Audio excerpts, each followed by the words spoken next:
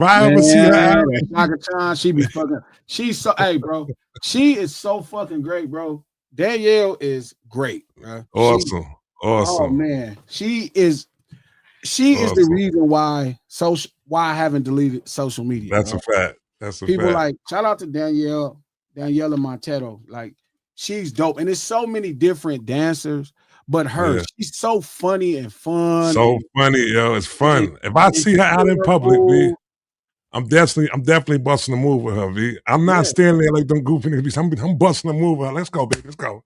So you yeah, love what you feel. yeah. So, for real. No, bro. I think I noticed that, man. Like she is so fun, bro. Yeah, So fun. Like, and that is what makes social media worth keeping.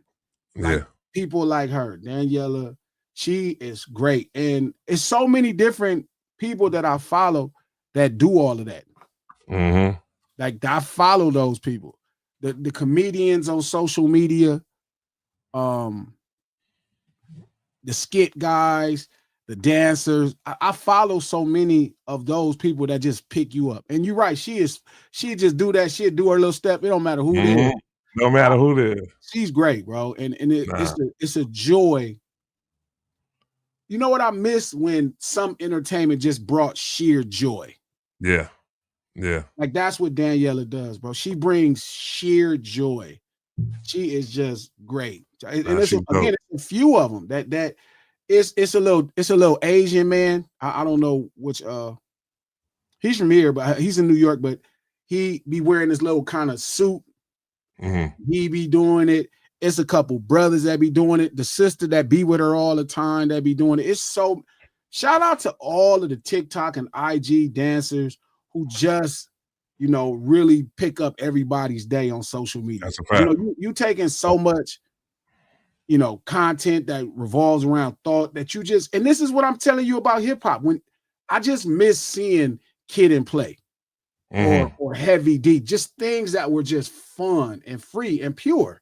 Like to me, Mm-hmm. Daniela, when she's doing that dance and her grandmother's in the background looking at her like, what Yeah. the hell is you doing? Mm-hmm. You know, Nah, that shit's dope. That yeah, shit's dope. Nah, I mess with it for real. For real. Like I said, any way my day is going though, and I scroll through and I see her on there, I'm like, all right, it'll crack a smile. And I watched the video about 3 times too. Like, look me at this too. I girl. always watch them a couple times.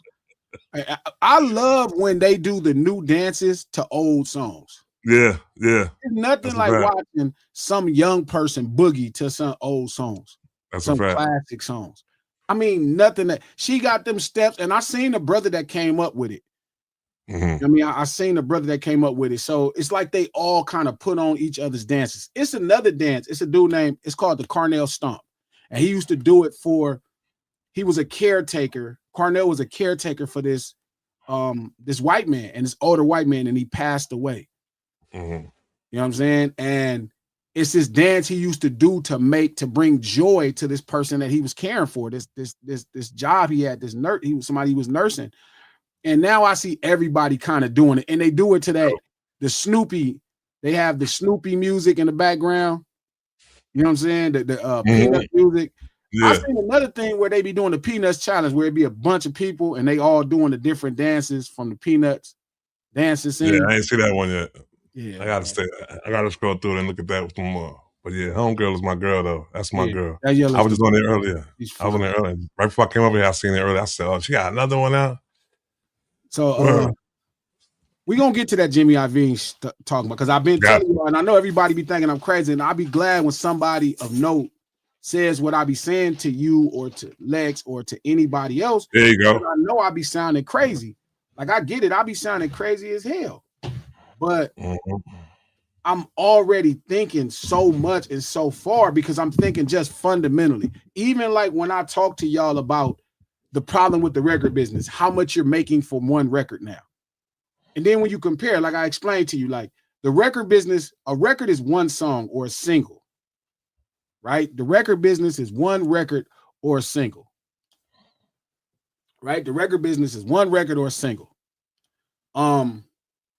When that starts, RCA creates the 7-inch, right? The whole 7-inch is that small little record. That's a single. right? That's how that business started. That the invention of the 7-inch, you know, them using vinyl material to create it is what made recorded music.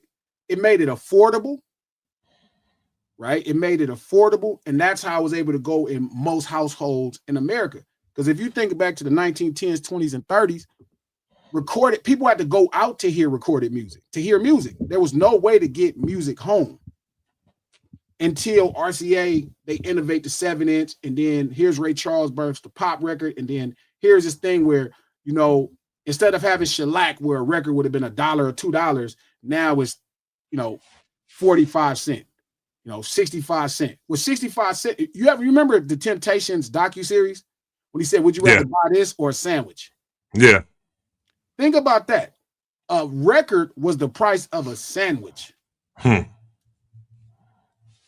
So would you rather listen to music or listen to song? Listen to music or eat? That's what he basically asking right now. You know what I'm saying? Think about it. Like, that's not even a real thought. Mm-hmm. It's access to music. So the recorded music business is in, you know, the singles, the record business is in jeopardy. Not music, not entertainment, the record business, the record, the one song business that this whole thing was built off of is in trouble. And that's what Jimmy Iovine is saying. And like when I was telling you and when I'm telling Kendrick, we going back and forth, and I'm telling him like, yo, this is what I'm gonna do with the new song. Like, I'm going to limit access. Like, I can't sell people music. I have to sell them access to music. So if it means only 1,000 people can hear this song, if it only means 2,000 people can hear this song with Raekwon, that's what I'm selling you. You know what I'm saying? Other than that, like, why you're not buying music? Music at this point, even when I had my idea where I started pushing out those songs and spreading them out across different titles, like, it makes it so challenging because then Spotify doesn't want to, you know, it's not, if Spotify would just get out the way and let me do my thing, it would work. But then they like, okay, well, we're going to make adjustments because we don't want you taking advantage or making a living out of the system. Like, they should, to me, Spotify should be part of what I'm doing. They should be like, oh, we're going to help this work. Because other than that, they're going to run themselves out of business, whether they know it or not. They're going to run themselves out of business, bro. There's no way the recorded music business can survive this way. It's the money is no longer there. It's dead. Do you feel the reason of it is because it's not catered to the artists as much, though? So the artists are going to eventually fall back from wanting to do it because they're not benefiting off of putting their music. They're not actually being what they actual job is at the time as being a recording artist. So now, when you put out music and you're not getting paid with the music, are you still a recording artist, or are you just a content creator, a person who's a brand ambassador or something like that? Like, you're not no longer getting paid for your music, though. Well, so here's the tricky part, right? It's like, because we're all artists. Mm-hmm. I'm not totally against it. Like, again, the way my brain is working is going to be fine for me because I'm an artist. Still, even in inception, like, I learned how to make records probably thirdly down the line. Initially, I was a storyteller, right? Right? That's how I came into business. I knew how to tell stories. 2, I became an artist, right? I became an artist. 3, in 2011 is when I first started to understand what records were. So I had already made a couple million dollars in the business before I knew how to make records or understood what records were. You know what I'm saying? So I'm gonna be fine because I'm like, okay, well, you know what? Y'all want to push me? Oh, I got you. But I, like, even when I was telling you, I was telling to the homie Ryan, what's the name of Ryan Distribution Company? Hold on, I'm sorry. Let me get this right. Get this wrong. What's the name of Ryan's? Ryan's in Northern California. Really dope dude. Ryan is a part of Urban Life Distribution. Rap name Urban Life. And I'm telling him, he's like, so what you gonna do with this project? I'm like, yeah, I'm not gonna put it on streaming. Like, I'm not gonna put it on Apple, Tidal, and Spotify. He's like, what? I'm like, yeah, why would I put it there? Like, if I put it there, I'll just put samples. Mm-hmm. You know what I mean? Here's, like I told you, I might put like 55 seconds to the hook and then make a little recording that'll be like, if you like this, head over to the cripstore.com and grab the album, you know what I mean? Don't be cheap. And then play the next second, you know what I mean? Like a snippet so you can hear the whole thing. And then after that, be like, yeah, you still being cheap. You know this thing fly. Head over there to, you know, to the cripstore.com. You know what I mean? And grab this album. And then right coast to the third snippet play, right? You hear the whole thing. You're like, damn. And then I'm like, oh, you still here jamming this? Take your cheap ass over to the cripstore.com and buy it. So I think we just have to reimagine, you know what I mean, how we use the tools that are presented, because the tools may not be to benefit us. The tools may, like, we keep using it like it's the existing, like it was already what it was. We keep treating Spotify like Spotify is a CD. It's not. Spotify. Right. How can we reimagine it? It's like how hip hop took the first record and they start scratching it. Who the fuck scratches a record? That's like, you know how fucking furious people would have to be? Like, you scratch it. Imagine your mother, you spent all this money, you scratching. Hip hop has been the innovative of the recording business for a while now. Hip hop. Facts. And so to me, hip hop has to get back to innovating. We have to get back to innovating. We have to start looking at what things are. We got to take everything off autopilot. We cannot let the plane fly itself. Those flight routes, coach, are old. They programmed them flight routes in 1972. It's new routes in the sky now. It's things that wasn't blocked. It's new tools here. It's new things that we could use to get to the destination. We just got to fly the plane. So you think hip-hop got a little complacent? Way too complacent. How could we not? Think about the success hip-hop has enjoyed. The dudes from 79 to 89 did all, well, to 96. They did all the heavy lifting. From Sugar Hill Gang to Tupac passing away with the double CD, right? Mm-hmm. They did all the heavy lifting. At that point, it was plug and play. It was like, okay, I know what to do. Here's the business. Here's the records in hip-hop. Here's how I go. Plug and play. Right. So innovation wasn't necessarily a need. Artistic innovation always mattered. But innovation on the business side wasn't as important because the business was already spoken for. But ain't that trash when somebody like you who trying to be innovative, they come shut you like? Well, I don't think they supposed to make it easy. They didn't make it easy for them. You see shit. You know, being an innovator ain't gonna come easy. You know what I mean? That's true. People gonna want something. You know what I mean? They ain't for. Look, I'm not mad that they fighting me. I'm okay with that. I've been fighting my whole life. Wait, what he say? All's my life I had to fight. That's for real for me. So you like who you say, Little Richard? Yeah. Innovator. Fuck yeah. Like my biological uncle. Yeah. You know what I'm saying? All my lives I had to fight. So I'm not complaining that I have to fight to innovate. I'm okay with that. But the problem is when you got to fight people around you. Because you don't want a bunch of yes men. Right? You don't want a bunch of yes men, but you also don't want everybody around you fighting you to innovate. Like, that's kind of been my career to me. My whole career has been, I've been fighting my friends to innovate. My older brother, everybody around me, they be so scared to innovate. Even when I told Trap and Lex, like, right? Lex, I give Lex credit. Lex like, you know what? Fuck it. You know, that's kind of the first person I had that's willing to you know, he doesn't mind knocking over the apple cart. Right. But shit, being innovative is scary to a lot of people. Hell yeah. Taking a chance. But I guess what's happening is all of my rebellious spirit comes out all the time. And it's funny because that is what hip hop was built off of. Yes. Right? So it works perfect for me. So it's like, so I'm telling Ryan, who is like a partner to me in the business, I'm like, yeah, look, I need your help. This new album, I want to distribute it. I'm gonna make this kind of version, this version, but I'm not gonna put it on the traditional streaming site. He's like, why not? I said, they need to pay me.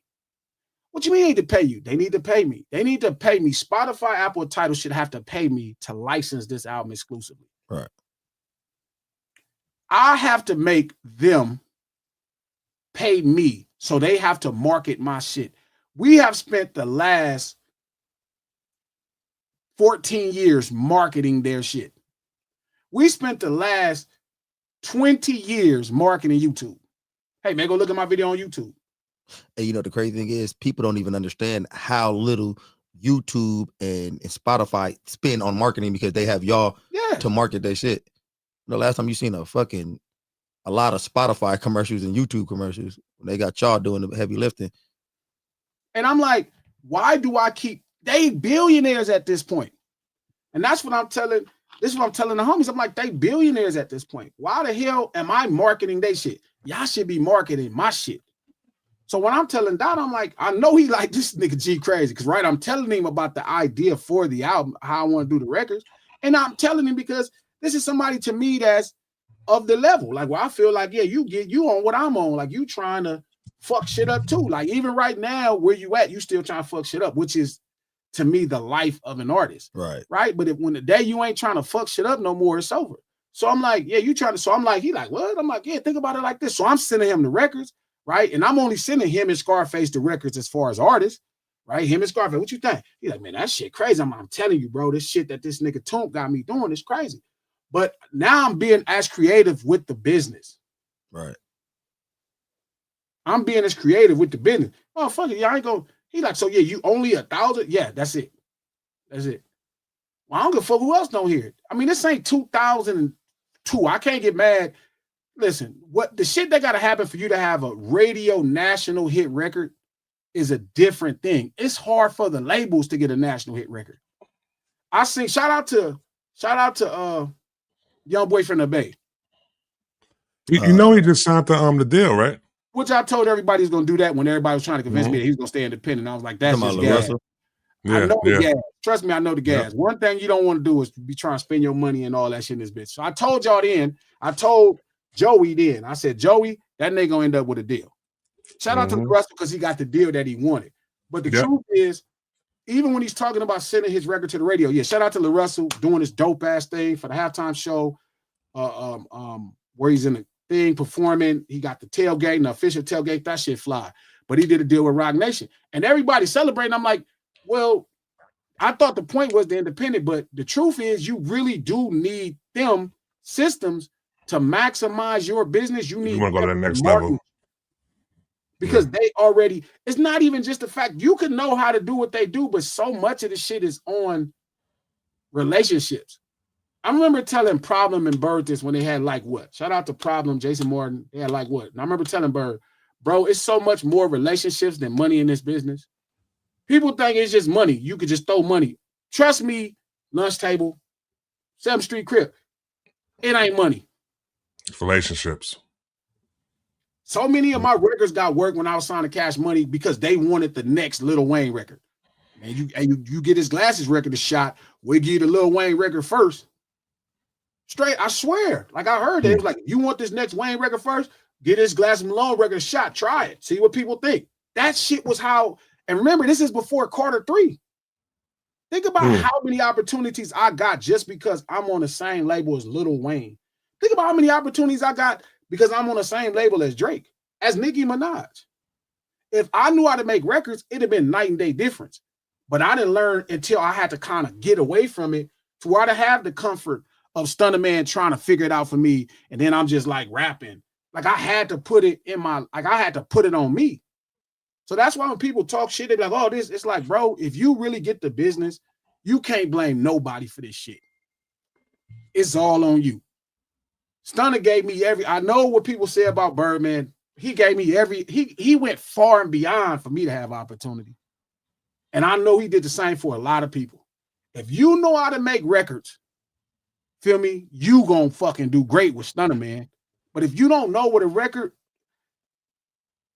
first off, No Sellers Live, the lunch hour, every Monday, Wednesday, and Friday, right here at noon. Pacific Standard Time, 3 p.m. if you're on the East Coast. I'm gonna try to get you through your lunch break, kick some of this real shit. Feel me? Some, push your brand a little bit. Shout out to all the artists. If you got a partner that's an artist, send him this link right now, because we're gonna spill some game before we get into the bullshit with these old crazy motherfuckers. But send this to an artist like this. Double tap your screen, like it on YouTube. If you're on Twitter, retweet this link. If you're on Facebook, share this post. We do this stream to support the No Ceilings podcast. Only reason why I'm here. Shout out to Charlamagne the God for giving me the opportunity of a lifetime, which I didn't know it was. I thought it was the artist graveyard when I first started. It has become beneficial. Coach was telling me that too, and I didn't really see it. So thank God to Charlamagne for looking out for me when I couldn't even see what I needed for myself at that time or what was going to be. Dropping a new episode. Should have been there yesterday, but something is wrong with how the shit is going. I'm going to fix that too so we can get back to on time. I like West Coast Wednesdays anyway, so it'll be out today. Harsh conversation that had to be had. Make sure you check that out. Listen to the No Ceilings podcast on Apple Podcasts, iHeart Podcasts, or anywhere you get your podcast from. No Ceilings podcast, executive produced by Charlamagne the God, the Black Effect Podcast Network, and iHeart. Shout out to my big brother, Steele, who also thought I would be brilliant at this kind of medium of delivering stories. So there's a lot of people that believed in me before I understood what was happening. So shout out to them people first. Also, shout out to mealsbymanny.com, our first sponsor. Manny don't pay us nothing. Manny just my partner that is fantastic at what he does. So let me tell y'all this now. Manny don't give us 1 red cent. That's just somebody that's excellent at what he does. And I believe people that are excellent at what they do, especially if they my friends, I want the best for them. So head over to mealsbymanny.com, MANNIE.com. You don't want to cook your meals. You know what I'm saying? You want to lose weight, gain weight, mealsbymanny.com is the way. The best prepared meals in the world. Head over there and grab one. So when I'm telling him, he like, damn, G. So I'm like, yeah, only this many people. Because this particular thing, I need to sell access. If people don't want to buy records, bro, you got to sell them something they want to buy. And it works for me because I'm an artist. And it's like, okay, let me push my artistic creativity to where like I have art or something else that people want to buy. Right? That's how I see it. So listening to Jimmy Iovine talk about the streaming business, and you're right, Trap, I've been talking to y'all about this for the last 4 or 5 years. I'm like, hey, yeah, shit is done. Because it's built off one record.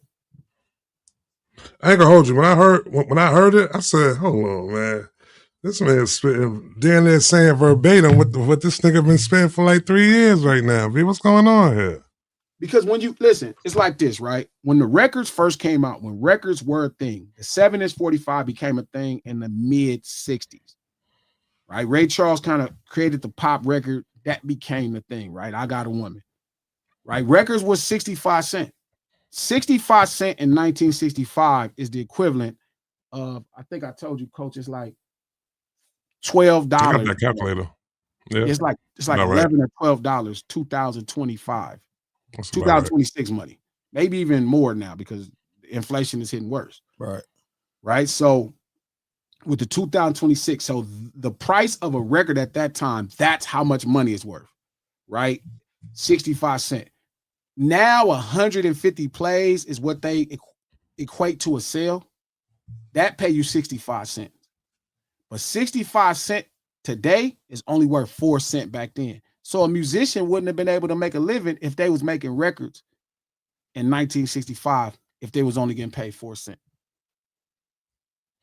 Remember, that's the retail. That's not even your cut.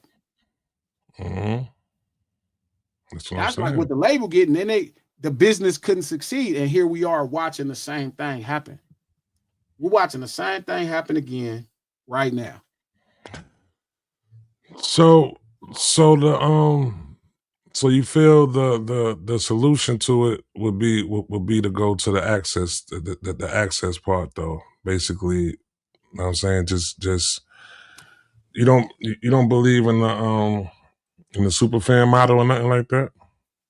I mean, because then you're really selling support. Mm-hmm. The super fan idea is somebody supporting you and they're purchasing anything you create. To me, more than anything today, you have to be an artist. Yeah, we knew the record game was shaky or in trouble or something when big artists, huge artists start trying to bundle shit all the time. He was like, what the? So somewhere along the line, you're going to need an artist. You feel me? Unless you're on the other side of that mountain. And like he said, the handful of artists that's on the other side of that mountain. There's only a handful of artists on the other side of that hill. Handful. The rest of everybody else on this side of the hill. So all these motherfuckers lying about how much money they making. Man, we listen to so many motherfuckers lying about how much money they making. I mean, every one of these motherfuckers, all these motherfuckers lying about how much money they making. All them motherfuckers lying. Every single one of them motherfuckers is flat out lying. Take a zero off. You know a lot of them lying. Take a zero off. When some of the better record makers and some of the people who you think is making a lot of money, they start looking for other ways to make money. They started trying to get into acting. They're starting to figure out a way to try to make more money because that money ain't what it's supposed to be looking like over there no more. Yeah. So to me, like what you asking is, shout out to Culture Unity. You can sell records by providing fun and a memorable experience. That's the point, because then no longer you're not selling records, and that's my thought. You're not selling records at that point. Records become souvenirs. Yeah. You're selling the experience. The experience. Definitely. That's what you're selling. The record is just a reminder that you went. The record is a souvenir. Even how, like, I plan to sell my next record, like how in each medium they'll come with a flash drive. You don't even got to open this. This is a souvenir. You can put this up on the wall. Hey, you know what? I thought years ago when I met him and he was talking about this flash drive and all this CD. Oh yeah, that's what it's at. I thought the shit was ridiculous. I was like, what, records and all this stuff? I was like, why is he talking about this shit? I thought he was a dinosaur. I used to call him a dinosaur, like you trapped you back in the old. But now I'm seeing it now. Now that's memorabilia now. Like that shit is, like he said, a souvenir now. Like it's not, you're not buying it for the music anymore. So now I'm like, oh man, this dude, not only was he not a dinosaur, he was a Jetson. This motherfucker was ahead of his time thinking of this shit. Shout out to Hey G, should an artist's album be removed from streaming if he shows they have fraudulent streaming? Every last artist that's doing well in the music business, signed to any record label, has fraudulent streams. They gotta cook the pot up. They gotta warm the pot up, man, before they serve. Every last artist signed to any partnership label, any partnership, every single one of them motherfuckers is gonna have some marketing streams. Let's just start here. I told y'all this a long time ago. When y'all first asked me about this, when we started this stream, was it 2-3 years ago, maybe 2 years ago, and they was talking about Kendrick or they was talking about Drake, and now they talking about 21 Savage got caught with 25 million streams. You seen that happen. Yeah. I don't hold that against an artist. That's just marketing. That's because they're trying to sell you guys success. They want to sell you chart placement. They want you to, this is how so this is fucked up. They are saying that you don't care enough about the product as much as you care about success. So they're saying, okay, look, we know these people are going to act like they care about art, but let's sell them success. Hey, this album charted number 3. But what's the interest in it? If you really think about it, that's been a motto to a lesser degree for a long time, though. You know, like Ric Flair and all these motherfuckers like coming out in all these expensive. Yes. Like that's always been a thing. I saw Dustin Rhodes talking shit about Ric Flair. Told him he was wearing a cat. He said, that ain't no fur, that's a cat. It was Dustin Rhodes talking to Ric Flair. Ric Flair, who becomes the flashiest wrestler of all time. His predecessor, Dustin Rhodes, is talking about him like he a broke cheapskate. Imagine if you found out Ric Flair make the same much as you. Like, imagine if you found out like that shit to be, it'll blow your mind. Like you wouldn't want to, I don't even know if we would love Ric Flair the way we used to, like we love him. So now they trying to sell you this fantasy. I don't want to know Young Thug and me and Young Thug making the same amount of money. Right. If you knew the truth, now, don't get me wrong, they're making money, but it's a zero on top of everything starting. Extra zero. It's always extra zero. But that's not the point. I don't want to focus on extra zero. It's always an extra zero. Listen, it's always an extra zero. Because the money that they talking about don't exist. Trap, you ain't seen little kids talking about, hey, you see that dope ass engineer yesterday? And then the crazy part is they'll know it's true and then get mad at me. Like they'll come ask me. They'll be like, gee, like I remember they was asking me about Drake. They was like, Glasses, Drake got this $400 million deal. I'm like, bro, how the fuck you gonna get it? Remember I was explaining that to him and niggas is cussing me out. I'm like, where the fuck would they get $400 million for him for? Whereas his concerts ain't tied into it. And even if they were, who the fuck is working for free? If you get up, so you're saying the person gets the upfront money. All right, listen, we giving you this $400 million up front, but now go put them heels on and go out there and go work now, B. You don't think it's going on like that? Give you $400 million for what? Where the fuck are they getting $400 million from? Because they're gonna see. All right, so the man that made this amount of money by doing this right here. So now if we get him to work a little bit more, you know what I'm saying? We could equivalent more money than that though. I think you don't think Drake recouped 400 million for Universal in 2 years? No. How? It's not about him. He makes more money than most people in the business, but how the fuck is he gonna make $400 million? And then what is everybody else working for? Is everybody else working for free? Okay, let's say a concert, right? Let's say Dot got a concert, and the concert make $40 million. How much is everybody working for? What's a fair number for an artist to get when everybody at this motherfucker is making it happen? It's a bunch of motherfuckers promoting. It's a bunch of motherfuckers fronting the money, right? It's a bunch of people working in the venue. It's a bunch of people parking cars. It's a bunch of people doing everybody working for free. Well, the way they're saying is that like the people who getting that money is the people that's on top that's getting most of the revenue shares of the streaming numbers that's coming through though. And so they're not giving. The cook is responsible for the flavor at the burger at McDonald's. Who makes money, him or the manager? The manager gonna make it. No burger. But the manager gonna make the money though. The flavor, none of that, right? The manager is doing exactly what his title is. He's managing the business. He's doing what's supposed to go on. Make sure that burger's made right. Make sure them fries is made right. Make sure this whole motherfucking place is cleaned up too. He's managing the business. Yet he's not responsible for none of the flavor. No, but he's managing the business because all you doing is flipping motherfucking burgers. I'm managing this whole damn business. So then why would you think the rapper would get any of that kind of money when the rapper ain't nothing but a cook? I see what you did there. Like that, huh? I see what you did there. Walk right into this, man. I'm sitting there. I see what you did there. I see what you did there. I had my shoes was untied. My shoes was untied, man. My shoes was untied. My shoes was untied. Trap, go down. I see what you did there. Different walkway. I see what you did there. Moonwalk, like Trap. Moonwalk. You like that? Nigga in there cooking the flavor. Yeah, nigga, nah. And everybody know it, but the public don't get it. You know what I'm saying? I get it. It ain't their fault. Feel me? It's not their fault. And it's not to say that the artists are not earning. Drake is making $30 to $40 million a year. That's within the 1 percentile of the world. Maybe hot years, he might get 70 or 80. A hot on fire year. Why the fuck, bruh? Like, think about that. And then they'll be like, shout out to iTrade. He said, Google, no, you cannot recoup it in 1.5 years. Google is lying if they told you that. Are you fucking crazy? Like, you know the type of shit you would have to do to recoup. First off, a recoup comes out of your money. A recoup ain't actually out of the whole $10 you make. A recoup is out of the $2.50 of your cut of the $10. A recoup is out of the $4 out of your cut of the $10. So you would have to make that type of money out of the money that they paying you. How the fuck you recoup that? That means you done gross $1.6 billion. How? If everybody complaining about how much streaming paying, how the fuck is you recouping that? Think about the type of money. They're not paying them the most money. They're not giving them hundreds of millions of dollars for their music. Man, y'all motherfuckers is crazy.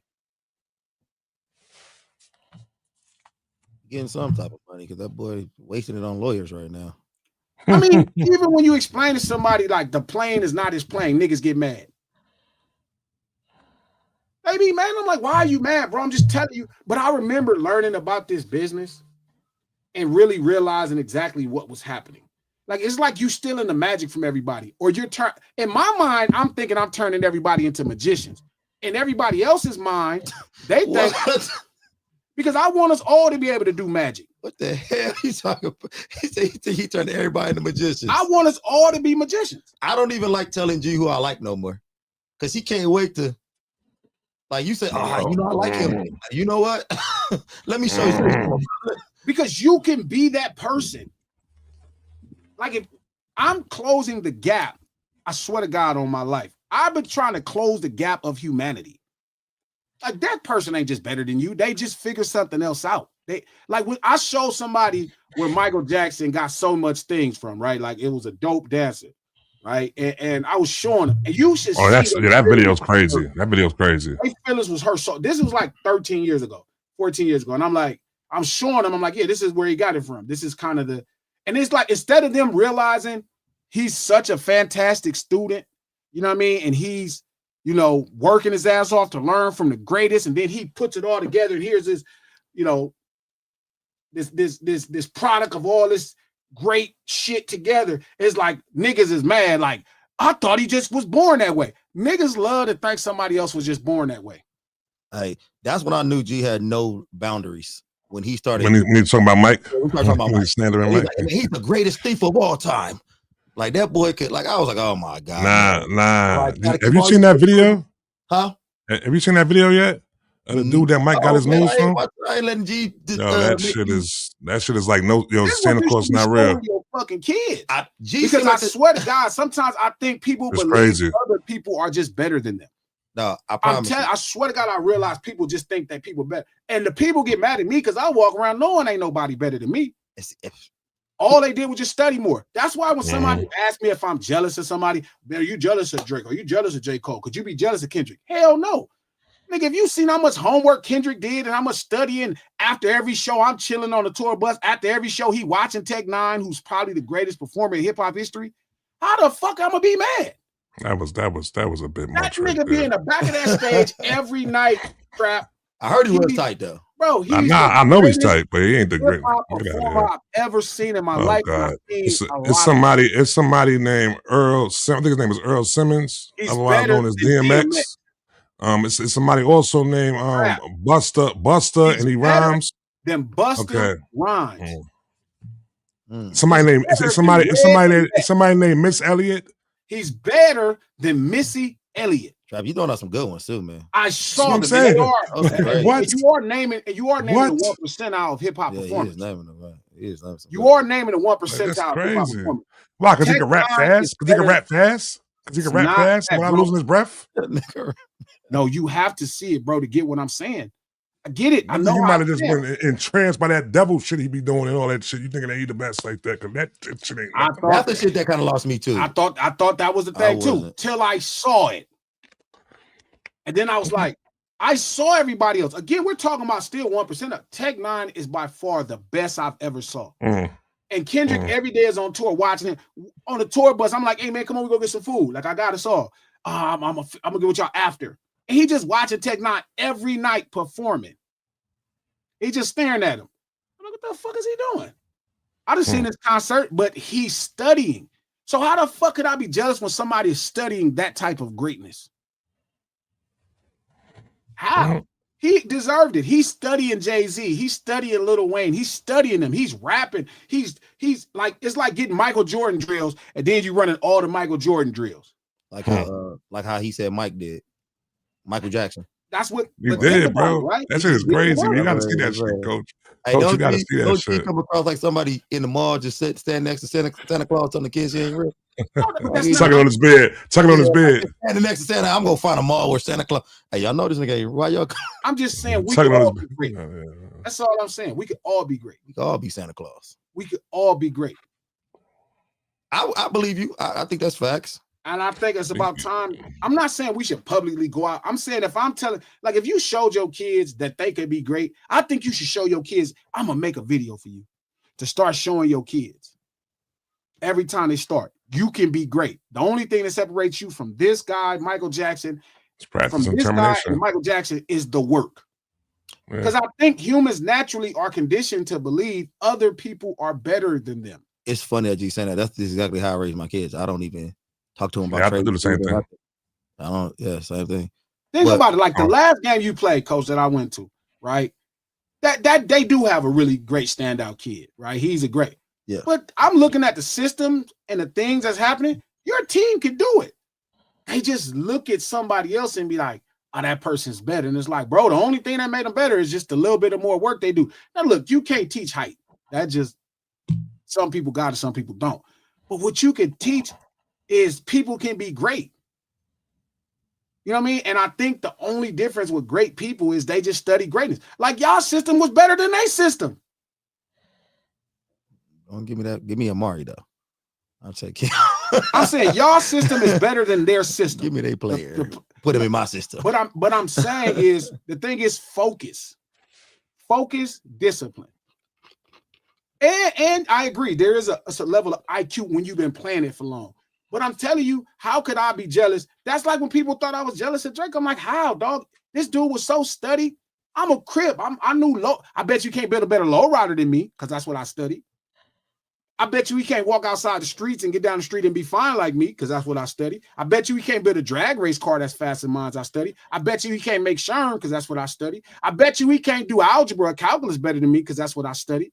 I bet you he can't read better than me because that's what I studied. But the shit he studied is the shit we in the business of. So how could I was about to ask you of Drake when this motherfucker studied, or Kendrick, this motherfucker studied? Drake might be an outstanding reader. I bet you he can't read better. I'm just saying, people. I bet you he can't type faster than me. The rap I that bet people you writing for him. I bet you he can't make Sherm better than me. I bet you he can't make crack better than me. It always goes back to Sherm. It always goes back to Sherm. I bet you he can't do calculus better than me. It's crazy. That's a crazy flex right there. I bet you he can't do calculus better than me. And get niggas wet like me. I bet you he can't. I bet you he can't solve for. I bet you he can't solve for X like me. That was crazy. I bet you if we both walk to a park in Inglewood, he ain't gonna come out as unscathed like I am. Let it go. Let it go.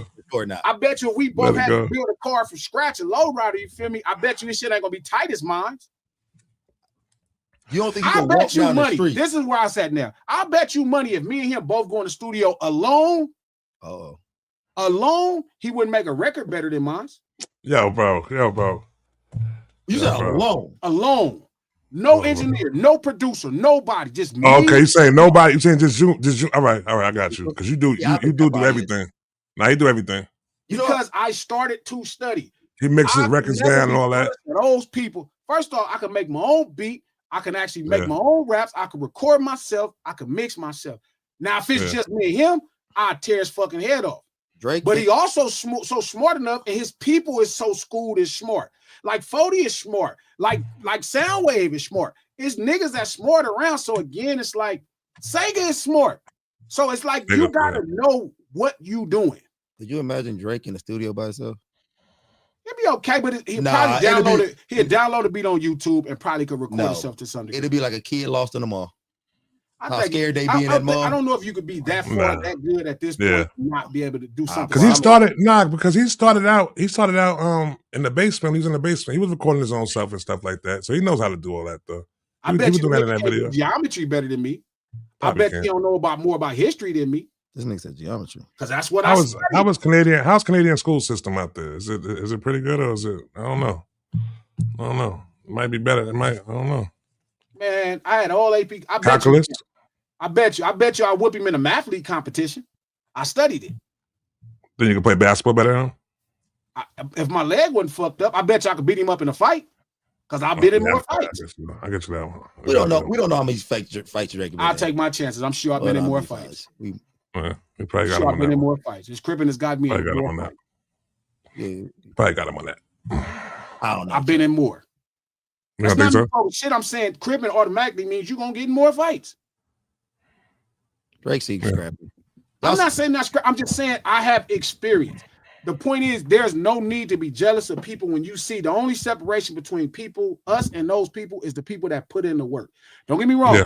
You can't be Kevin Durant. Like some people, 7 foot, we handle like a god. Fast. And they just fast, right? It's like some things are born, but that don't mean you have to be a distant second. It's way too many people that's distant seconds to people that ain't even naturally superior than them. Yeah, because you got your Trey Youngs out there, 6 foot. Ain't been blessed with Kevin Durant. Kawhi Leonard ain't 7 foot and that fast. I mean, he is like 6'7". No, but he's not 7 foot, yet he still made his career count. Because your job is to be the best. Man, hands is this big, B. Yeah, like, can we get to some regular people? I'm trying to throw Trey Young. He gonna throw. I'm just saying, the man with the biggest hands. Big claws, B. 7 footer, lightning fast. No, I know what you're saying. You can't teach height. What about Chris? Let's get to Chris Paul now. Let's get to some regular. You trying to inspire Muggsy Bogues. There you go, John Stockton. There we go. I'm just saying. Inspire nobody with Kawhi. I'm saying for positioning. I'm saying there's guys that are. Scottie Pippen is not 7 foot. Why we what? His arms can wrap around a bear. Guys, what about BJ Armstrong? I'm talking about in positioning. I'm saying you don't have to settle for being second place. Humans are not really just better than you. Isaiah Thomas, either one. I like that motivational speech though. I like that. Being. But most of the people that y'all are succumbing to are not greater human beings than you. Rocky running the heavyweight title. Like, what's that about? That was fake. I'm just saying, man. I'm saying the point is you like, and so what I'm saying is that's the truth. You just gotta know. Like every day when I'm leaving, I swear to God, when I'm getting off the tour bus, Kendrick is back there watching the greatest hip hop performer of all time perform. You're gonna say it again. You're gonna say it again. The fact that you not believing me and arguing with me instead of just listening to me is crazy. Like, I'm not from the Midwest. I'm telling you, I saw all these niggas. The West is in it. That's why he's probably saying that. Who? He's from. I've seen DMX. Listen, man. I've seen DMX do some shit a couple times. Listen to me. DMX is one of the greatest performers I have ever saw in my entire life. So let me ask you, would I have to be there to really no, I'm gonna ask you a question. Would I have to be there to really get the vibe of it, or can I be able to watch it on stream? Cause I want to watch it. If I can pull it up and watch it, look, I don't know when I'm able to see one of his live shows. I'll just take you because you can see it on there, but you need to see it. Listen, DMX, Busta Rhymes, Missy Elliott, you know who else is up on that list too? Cypress Hill is on that list too. Cypress, all them, they are top tier in that 1 percentile of hip hop. They are some of the greatest performers you'll ever witness. Yeah. Shout out to all them. Tech Nine wipes the floor with all them. Wow. Wipes the floor. See, I was how far I'm going. I'm tripping. Wow. It's way better than Kanye. Wow. Chilling. Like I'm like, okay, I'm letting y'all do your thing, you know. Wipe the floor is crazy. G always go crazy and shit. I'm not the floor is crazy. Watch this. Out of all those people, hold on. Out of all the people, who you been on tour with? Tech Nine. Okay, cool. So that makes sense then.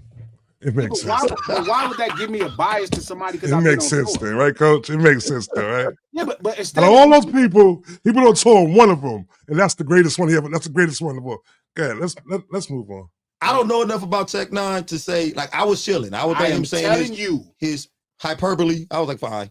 But then wipe the floor. Like, wipe the floor with Busta with dreads. Wipe the floor with him. So wipe the floor with DMX. Listen to me when I'm telling you. Why would I say this? What do I have to gain by saying this? Nothing. Wipe the floor. But you are crazy though, too. So I'm not crazy. You are a crazy man. I'm really keen on what I see and experience. I'm telling you, he is the single best hip hop performer I've ever saw. We gotta get Tech Nine on here. No, I don't. Yeah. We gotta get Tech Nine. No, we don't. We gotta ask him, does he think he is wipe the floor with DMX? Wipe the floor with DMX. So again, what I'm saying to y'all is, I know it sounds crazy because he's this guy. I get it. I saw that shit. I saw them shits. This motherfucker is unbelievable. And thinking Kendrick is watching him every night for like 80 nights straight. All the other shit he took it in. He's studying this Lil Wayne. He's studying this motherfucking Jay-Z. This is this little dude studying Jay-Z and Kendrick Lamar, rapping like him. He's fucking with their styles. Like he's learning their styles. It reminds me of Tupac when Tupac said, "Man, I mastered all these niggas' style." That was it on Tupac. And I remember hearing him say that and not knowing what that really meant in real time. Then watching somebody I know master niggas' styles. I'm telling you, is it a better performer than Kanye West? He's way better. He said wipe the floor, Trap. He would wipe the floor with Kanye West. He would treat him like a mop. Treat these niggas like mops. You just tell the other ones to treat like a mop, though. What's the difference? No, I'm telling you, Kanye is dope as fuck. He would wipe up Kool-Aid stains with Kanye West. Calling this nigga goddamn ball boy. So if he's that good, let's get out of hip hop. Let's get out of hip hop. Let's go into other genres of music. Does he compete with other genres of music? Chris Brown. Does he compete Chris Brown as far as? Yeah, does he compete with Chris Brown? Yes. He's probably as good as Chris Brown. Get the if you don't get the yeah, I see Chris Brown do a front flip with a cigarette in his mouth, B. On beat, B. This whole weekend, I'm looking at Tech 9 shows now. I want to see this shit. I gotta see it. Oh, yeah, take me. Please. Take me through there. Please bless me and take me through there. Like, I gotta. Please, I need to go to see this. You just said he's better than Chris Brown. I'm looking up dates. I'm looking up dates right now. No, we're going to a Tech 9 show immediately. I gotta see this. I'm looking at dates right now. He's not better. He's better than Ye and Travis Scott Revenge. He's better than both of them. I would believe he's as good as Chris Brown. Chris Brown, though. CB. Man, listen, bro. He's not as good as He can't dance. He can't dance. How is he better than Chris Brown? He dances. Yes. You're not listening to me. He don't dance. Get the fuck out of here. He don't dance. Why are y'all not listening to me, bro? I'm listening. Why would I lie? Wait, do the blood walk? You do a blood walk or something? What are you doing? What are you dancing? What are you doing, bro? Hey, Trap. I'm done talking. I got to see it now. What is he doing? Now? Chris Brown did a front flip somersault with a cigarette in his mouth, B. On beat. I got to see it now. Every time I tell y'all something, y'all put me through the same ridiculous rhetoric. It is. We do it. We do. You're right. Then I be dead right. Shout out to Daryl, man. Stop lying. Y'all put me through the same rhetoric, and I keep telling y'all what's happening, and y'all not listening to me as if I would have any dog in the race. You got to be right sometime, though, because we do it every time. So at least we gonna be wrong sometime because we do it every time. So for every time, this is one of those things that I am telling you. Hold on, man. I'm looking up concert dates right now. We're going. Listen to me. I'm saying this is independent guy who's not the biggest record selling person of all time. I'm telling y'all again.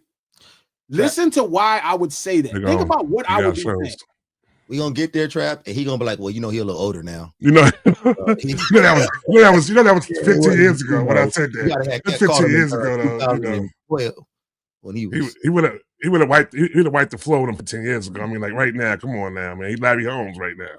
He's Larry Holmes now. Yo, he don't. All right, April. He starts his tour back in April. We're going. Let's go. We're going.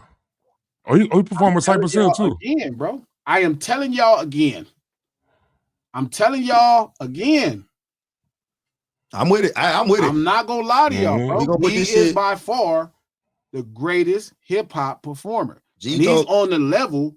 He in San Diego. He in San Diego in April. He in San Diego April 18th for Cypress Hill. I love San Diego. And we going there. He said, I gotta go to overseas to watch a fight. Yep, we gotta go there. I'm putting that up. I'm putting Tech 9 right up under that now. I got to go see Tech 9 now. So again, I'm telling y'all, that's the truth. That's a dope show to go to. That's a dope show right there to go to, though. That is the truth. Let me show y'all something real quick anyway. Hold on. Y'all think I'm playing this shit. Y'all think, boy. Nigga said better than Chris Brown. Nah, I said as good as Chris Brown. He said as good as Chris Brown, but then this nigga is. Let me show y'all this. Me and J. Cole are cool, or was cool. This is exactly what happens. Being a man is keeping your word. And I know everybody's busy and everybody has things to do. But if I give you my word 4 or 5 times, I got to do it. So on his first project he did, I did an intro for him. I did the record for him for his intro. I told him I may need a verse whenever I get a project done. He said, cool. He had another project. I did a record in 20 minutes. I knocked that shit out and went off about my business. 20 minutes. All right, remember that. So that's 2 things he did. He did his intro, then he did another record for him in 20 minutes. I need a verse. I'm exaggerating, but he's like the shock rain right now. And, you know, the moon got aligned with the stars. And, you know, when I write, I put my all into it. Okay, let's put your all into it then. You know what I'm saying? Give me that. You called me twice to do something, and I did it. One day you have 48 hours to do it. Then I knocked the other thing out as soon as I came to New York, because you ain't want to send me a record. You want to be in the studio with me. I knocked it out. Cool, you don't give me the record. Then I say, you know what? Forget the record. So now that's years. Mm-hmm. Right? Remember, so now he's already going into his TV show space for his TV show. Right? So now he goes to the interview. So that's 2 records he did. He still ain't got the record. Shot him down twice. You know, put it all on. I need to be in the right. All that old silly shit. Again, when you don't have the culture or when the culture is limited to pull from, you depend on too much stuff. Like you really gotta get yourself more proficient in that in the business. But cool, right? So now he's a podcaster. Let's do an interview. Bet I got you. I got a project coming out in June. Let's do it around there. Cool, June is coming. Oh, we pushed the album back. I don't want to just do an interview. All right, cool. Now we're going to do it in October. All right, I'll call you back in October. Yo, what's up? Oh, man, Keller, you call. You say, I tell you October. You call October, huh, nigga? Like, that's weird. You tell me something, and I'm joking about you telling me on the time that you tell me to call. Right? And don't get me wrong, I've been in this position, not in that position. Somebody did something for me, then I usually do whatever I got to do. Right. But again, okay, that's the crazy part. Let me just keep going. Yeah, nigga. Yeah. So now this is when all the beef is going on with Kendrick Lamar. So this is I can't do it now because I don't feel like talking about that right now. I said, look, I'll do the interview. I won't even bring that up. He says, nah, I can't do no interview and not talk about it. All right, well, when can I get the interview? Yo, February, definitely. February, I'm dead ass on February. February come. Yo, what's up? Oh, shit. Yo, I'm still working, man. Flip the table over. Yeah, that's funny. So now what's y'all now? Y'all always make me think I'm tripping. Oh boy. Okay, never mind. I know. Hey, so first of all, I saw this shit, man. I hated hearing it. Number one, that hat was dope. Number two, every time I see that shit was fire. Hey, every time I hear Cam talk, I think about Rico. So I always feel no, I promise you, nigga. Every time I hear him talk, I'm like, oh, this nigga lying. But then you start listening to the story, and then you just start, and I go back to what G started putting together on him. I'm just like, oh man, it's J. Cole. Don't say it. Don't say it. I can't say it. I'm gonna let you say it. Say it, G. Say it, G. Go ahead. Y'all making me just. He's a coward. Is he a coward? Is he a coward for this move too, though? Not a coward. I ain't gonna call him no coward on that. But he just is that how a real nigga handle that situation? Nah, not at all. J. Cole. That wasn't solid. That wasn't solid. That wasn't solid at all.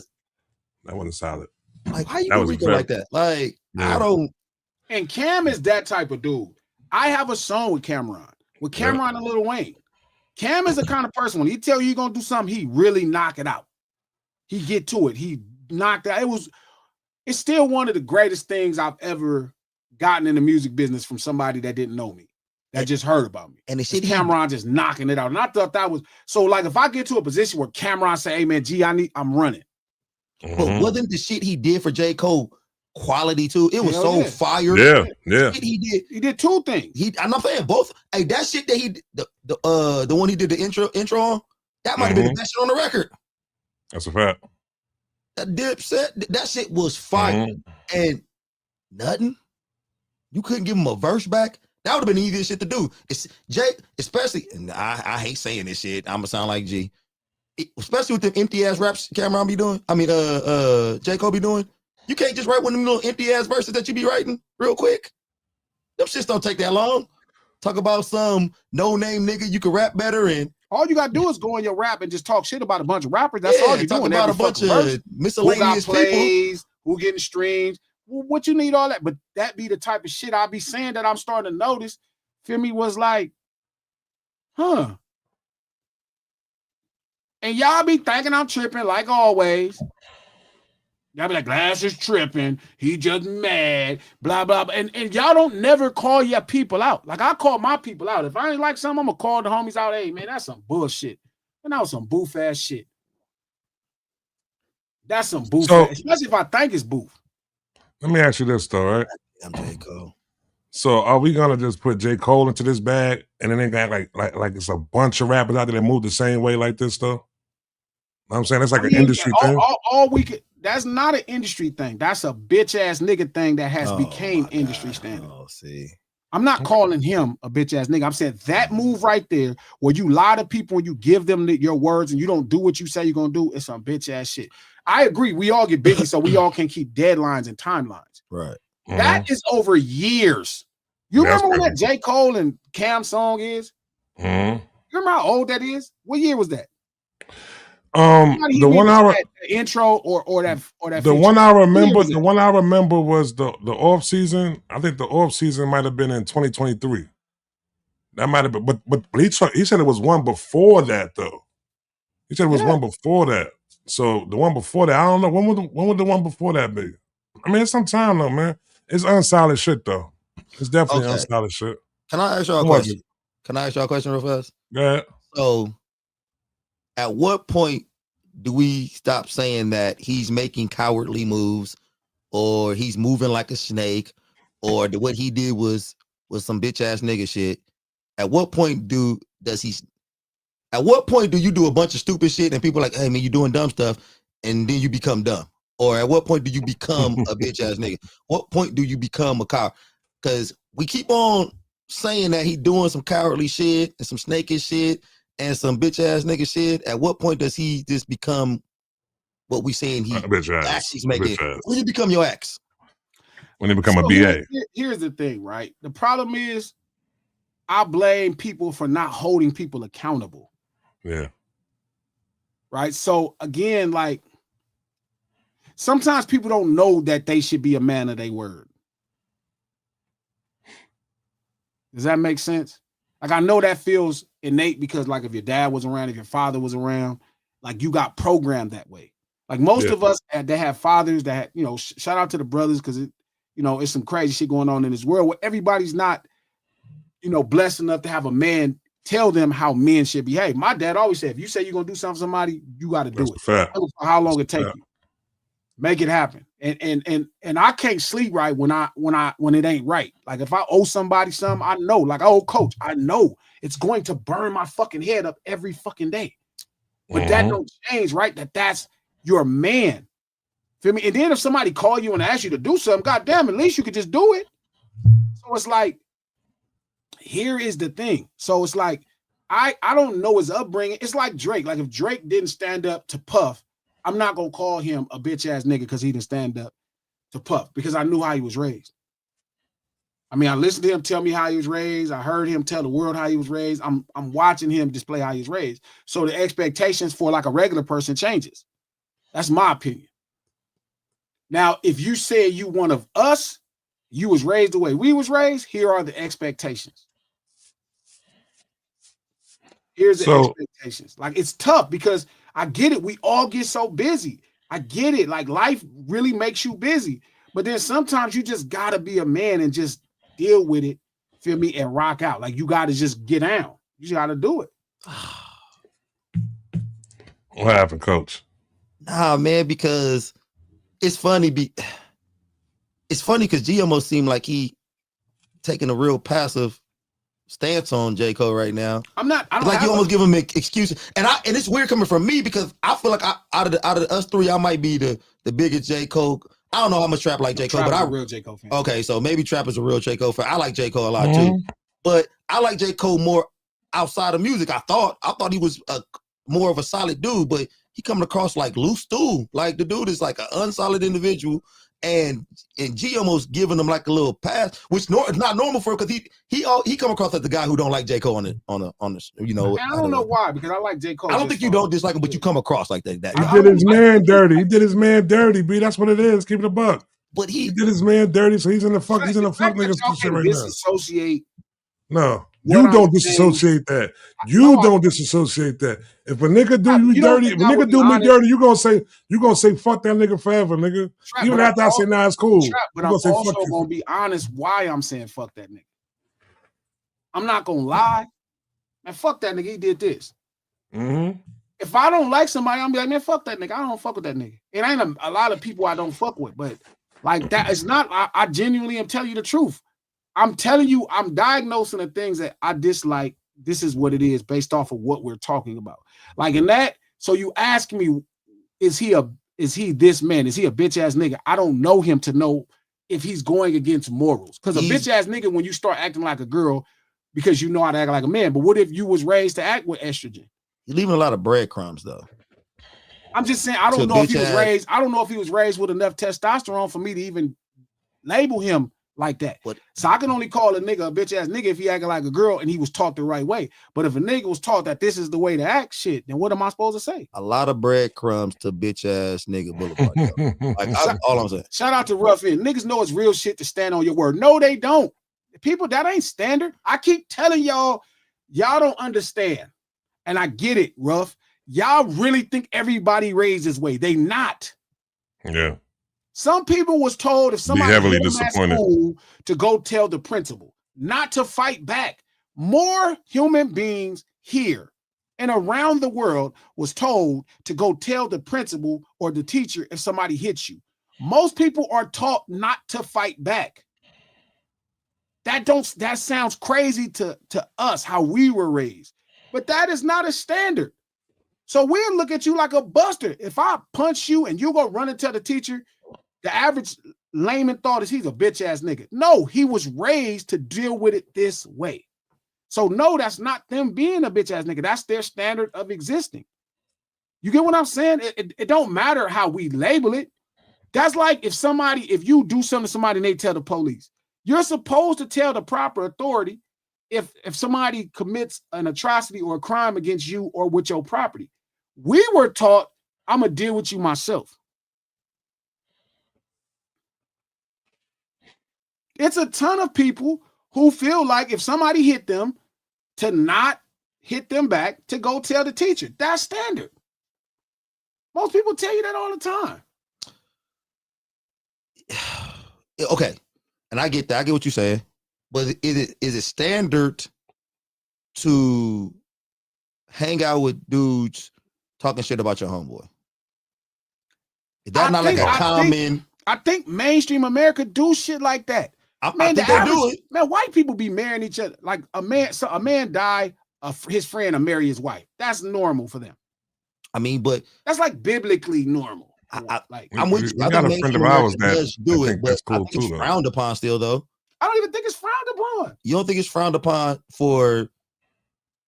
You don't think in mainstream America, if I got a homeboy and you with another dude that talking shit about me and you supposed to be my homeboy, I'm not gonna be feeling some type of way about it in the mainstream America? Like, that's a little weird. That's a little weird. Listen, you don't think what you say, Bob from accounting? You think Bob from accounting is gonna be like, hey, we're both. I think Bob from accounting might just walk away. And they just gonna listen to you talk shit and listen to the next person talk shit. He gonna think he's whacking his mind though, Trav. And go home and tell his wife how y'all be talking shit about each other. Yeah, he gonna think he's whacking his mind though. Now where we from, we're taught. Where we're from, we taught that's our normal thing. I'm not hanging around no nigga talking about my nigga. That's what we taught. That's not a normal teaching. People don't really care about talking. People be like, sticks and stones may break my bones, but words will never hurt me. That ain't what I'm taught. That was crazy. It is the same thing. You said it right this time, though. Yeah, he did say it right this time. One of them. Yeah. You know what I'm saying? Again, y'all keep making very street teachings universal teachings. That's a fact. I agree with him on that. I do agree with him to a certain extent, but I don't know if I think that we handle the situation differently in the street. I don't know if the teachings, as far as if it's wrong or right, is that different. Like if I see somebody hanging out with a nigga who talking shit about me, I'm hey bro, what's up with this shit? Like, nigga, you know that nigga don't fuck with me and I don't fuck with him, and what you doing? We don't really ride fences like that. But but again, that goes to him. Now, if it's somebody that I knew was raised like us, y'all ever notice like when we tell the story about Drake getting punched on by Puff, I never called him a bitch ass nigga, was sucker for letting it happen. In real time, when Wayne when all this shit happened, I used to be like, man, why y'all doing him like that? Y'all know that dude ain't. That's how I felt. I'm like, why y'all doing that to him? Man, that dude ain't finna. That nigga. That nigga ain't like, you know. That's how I felt, because it's like if you push like street movement on other people, it's different. But we also know. I don't know if y'all do. I know for sure. I know some bitch ass niggas that live in it. Where we grow up from, that you will punch them and they won't do shit back either. I'm saying, for sure. And they got raised, so we raised these bitches. But that's what makes them a bitch. So and that's facts. But if you, honestly, if you wasn't raised this way, you're doing the proper thing. If you wasn't raised that your word means everything, how do you know your word means everything? y'all ain't never met a white boy like who was not raised in the same area as us, but he understand that if somebody bomb on him, that he might need to take care of himself. He might need to. But that's him adopting things that we kind of get. We see all the time white people think they heroes. Like they in there fighting people, crime all the time and shit. White people understand how to take care of it. I think bitch ass nigga is universal. I don't think so. I think that only is in when you start to abandon how you were taught. Like, what if you were taught this way? Does that make you a bitch ass nigga if that's the way you were taught? Let me ask y'all a question right now. We in the bank right now. We in the bank. We all sitting in the bank. And somebody come rob that motherfucker. And it's 3 white boys over there whispering. You know what they whispering about. They about to try to save the bank. Like, white people will try to. No, they won't. Yes, what you talking about? White people think they're heroes. White women can't wait to try to say some shit. Move this line up. Like, this line ain't moving. Let me go talk to white people. Think they can't wait to try to. So I think that you just give passes too much to bitch ass niggas. I don't give passes. I'm telling you, I don't know. You do. So if it walk like a duck and quack like a duck, it's a motherfucking duck. But that would have to be he And had a cat. to raise a duck. You assuming he a duck because y'all believe in him. I'm not believing he a duck because he don't believe it. Cole did not beat up Diddy. That's a lie. That's not true. He fought him. He didn't beat Diddy up. Well, he fought him though. That's a lie. This is a lie, Andy. He was not beating the fuck out of Puff. That's a lie. That's a lie. Whoever told that lie is a lie. Andy. He didn't beat him off of him. That's a lie. Again, listen, man. And the reason he hit Puff is because Puff started choking him. So he fought Puff off of him. So he understand that if a nigga attack him, he gotta fight him off of him. No, that's different. That's normal to survive human beings, right? That's like self-preservation. That's what I'm saying. Yeah, but this ain't that. This ain't that. To be able to stand on your word is something somebody taught us. That matters to how we grew up, people around us. That don't matter to everybody, man. White people will lie to you. They don't give 2 fucks.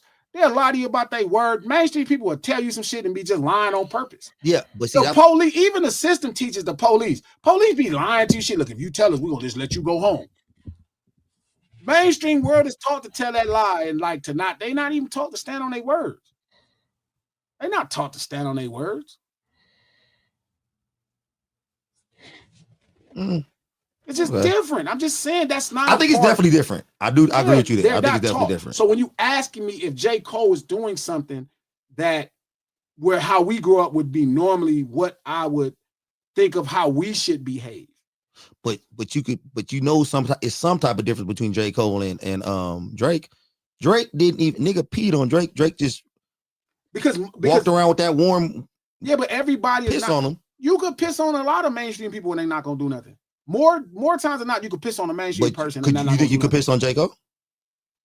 No, again, I don't know. Like you asking me again. You Puff put 2 hands on him and he tried to. Yeah, that's because he's currently choking him at the time. He had to get him off of him. That actually is self-defense. Do you think Drake would have got a Puff off of him?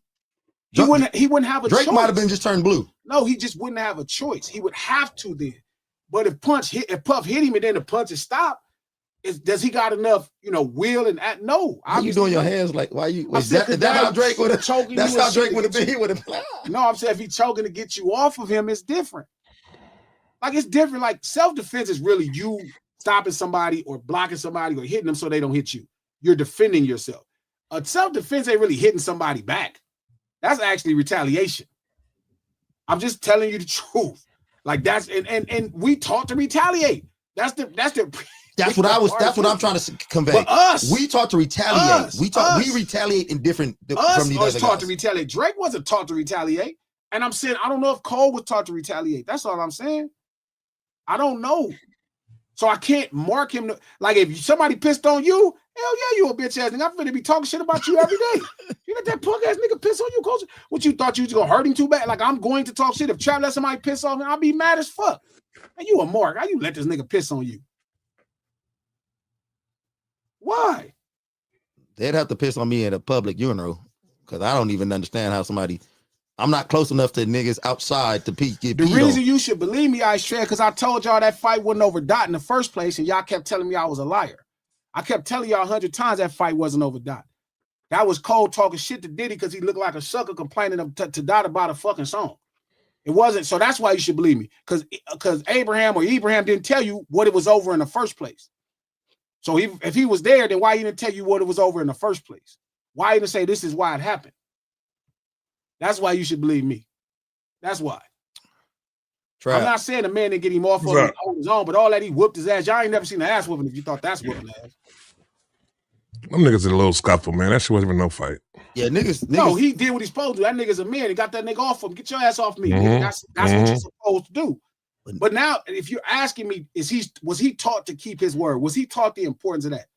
I don't know. So now, if he was taught that, he understands. If Queens, like Lex say, if Queens taught him to keep his word, no. Don't get Queens involved in this. That nigga ain't from Queens. Don't get Queens involved in this. Don't get Queens involved in this. To hold his word. From Fayetteville. From Fayetteville. He learned that at St. John's, Lex. He didn't learn to hold his word and do right by his word. Did he learn that at St. John's, Lex, on the campus?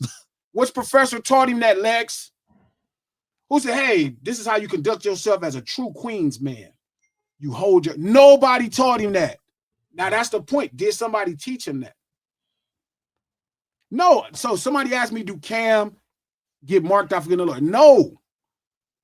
I'm talking to my homeboy Pun about a rap group, right? And this rap group kind of, them and the person that put them on in so many situations, right? The reason that's important because Lex told me J. Cole is a Queens MC. Yo, come on. Why you gonna repeat the shit that he said for though, B? Because we got no podcast. Is that necessary though, B? Did you not put the podcast out? Let them go listen to the podcast and they can find out this stuff. You ain't gotta bring it. You ain't gotta bring it up on here. Go listen to the podcast. This is how we marketing the podcast. Wait, but not that quote. Not that quote right there. That shit is bullshit. Why are you so? Because he's not from Queens, bro. And Lex was literally but listen. I like a lot of people. I'm not gonna just put everybody that I like on be from Queens. You know what I'm saying? He's not from Queens, bro. He's from Fayetteville, North Carolina. He said y'all season him. But the way you said no, though, your no was like you have the stain behind that. No, like no, he's not, bro. Queen, but Lex said the same. All right, so now you do that again. I'm gonna bring up that other boy that you said ain't from there. The one that told the police you would take his word. Go ahead. Yeah, I'll bring up 6ix9ine. He from Harlem? He ain't from Queens either. I mean, he's from New York. He's from Mexico. From Mexico. Okay, so that's what I'm saying. So then, how you gonna compare that to Lex? You comparing Lex to him? No, I ain't comparing Lex to nobody. Don't do that. Don't do that. Don't do that. Lex, y'all need to have a conversation. Don't do that. Lex, my brother. Don't let him 48 you. Don't let him 48 you. Don't bring up that shit that Lex was saying. But the point I'm saying is, yes. The point I'm saying is, I don't know. So y'all want me to just say that? I'm telling you, I don't know. Now, if I knew it, then I'd be like, yes. That's what I'm saying. Is to me, everybody, shout out to somebody saying it. They saying we should hold people cosplaying as our culture to our standards. You can't. That's why we should not allow people to cosplay as us. You can't hold them to the standards. You can't. They don't know the standards. How would they know the standards? Definitely, Latero. We should definitely do J. Cole, the Queens MC next on ADHD. No. That'd be fucking great. Ain't doing that. And somebody with the gatekeepers told me that Bad Bunny was hip hop. Y'all gotta go listen to the episode. It's on All Things Happen Different Network on YouTube. Go listen to it. You know what I'm saying? Y'all make sure y'all go comment, subscribe to the channel. Listen, it was a lot of outlandish things said. You know what I'm saying? They had to actually cut it short because it was getting too crazy. Lex is so listen, this is how it started. Make sure y'all go check out this Gatekeepers podcast. This is Coach. Lex feels like Lex and Shatif, who are part of the Gatekeepers, feels like I'm attacking J. Cole. And I'm like, bro, I'm not attacking J. Cole. This is dumb. Like, of course I wouldn't attack J. Cole. Right? I'm like, of course I'm not attacking J. Cole. This don't even make no sense. And they feel like I'm attacking. So Lex feels like you just want to attack him because he's from Queens. He a Queens MC. And I'm like, who is a Queens MC? So he's attacking me and I'm somebody he fuck with. We're friends. He's going to attack me because J. Cole is went to St. John's University. I'm like, damn, like, that's how far the West fall from like, your love, your heart is. You think I'm attacking a nigga that went to college in Queens, and you would rather take his side over mine. He did. You know how that East Coast. My feelings were, I was like, damn. So then he ended up arguing the whole time, telling us how the whole what is time happening? Why am I arguing with y'all about this? Trap, where was you at in this situation? I was in the top left corner. Like, you know what? I'm just cool. minding my business. I was in the top left corner, minding my business. Me. But to his credit, he did say, he's like, J. Cole is not a Queens MC. No, I told him that. Nah, I wasn't. Before we even started the podcast, I said, "Yo, bro, stop saying that, bro. He's not from. Yes, he is.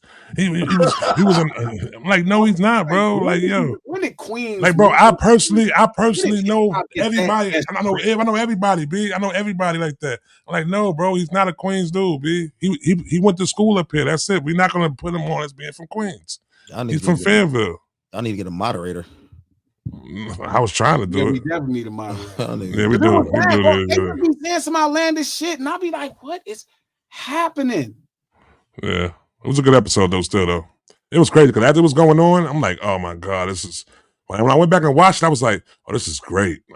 I'm like, this is great right here. Glasses quit the gatekeepers 2 times in one episode. Then woke up to him leaving the group chat. He was pissed off. I said, yo, what the fuck? Oh shit! It went from him trying to claim J. Cole to them telling me Bad Bunny is hip hop. And you think Bad Bunny hip hop too? No, she said Justin said it. And I'm gonna call Justin and cuss his ass out later. Fuck no, he not. No, Andy, you better stop running. No, he not. But what I will say though, Coach, that's a great album. That's a great album. That's some music, B. I thought, I was pissed off that he got that album of the year shit. I did my research. I found out it was only 2. He was the second non-English album to win album of the year at the Grammys. The last one was 1965. So the other day I'm walking the dogs and shit. I'm like, let me listen to this album. I listened to the whole album. The album's great, man. Get great jams. So again, the album's great. Is it the non? Oh no, I'm asking you, is this because this is what somebody told me? I read it or something. Is it the non-English songs in the Kid Life? No. I'm just saying. You go too far. You go too far now, man. I'm just asking the question. I didn't say. Somebody said that. Who said that? I don't know. Anyway, I can't even understand what he's saying. Back to the point. Back to the point. Crazy, Coach. So yeah, with the Cam and J. Cole thing, so it's like, take it for what you want. I keep saying stuff that just looks weird to me, and y'all get mad at me like I'm hating on this man. Ah, man. And it's like, here it is again.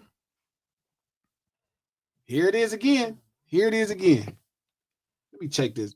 Let's take a call. Oh my God! Please don't be Andy. Take a call. Hey, do J. Cole? Hello. Oh boy. Hold on. Let me get this thing going. I'm trying to hear you. Can you hear us? Yeah, I can hear you. What's going on, champ?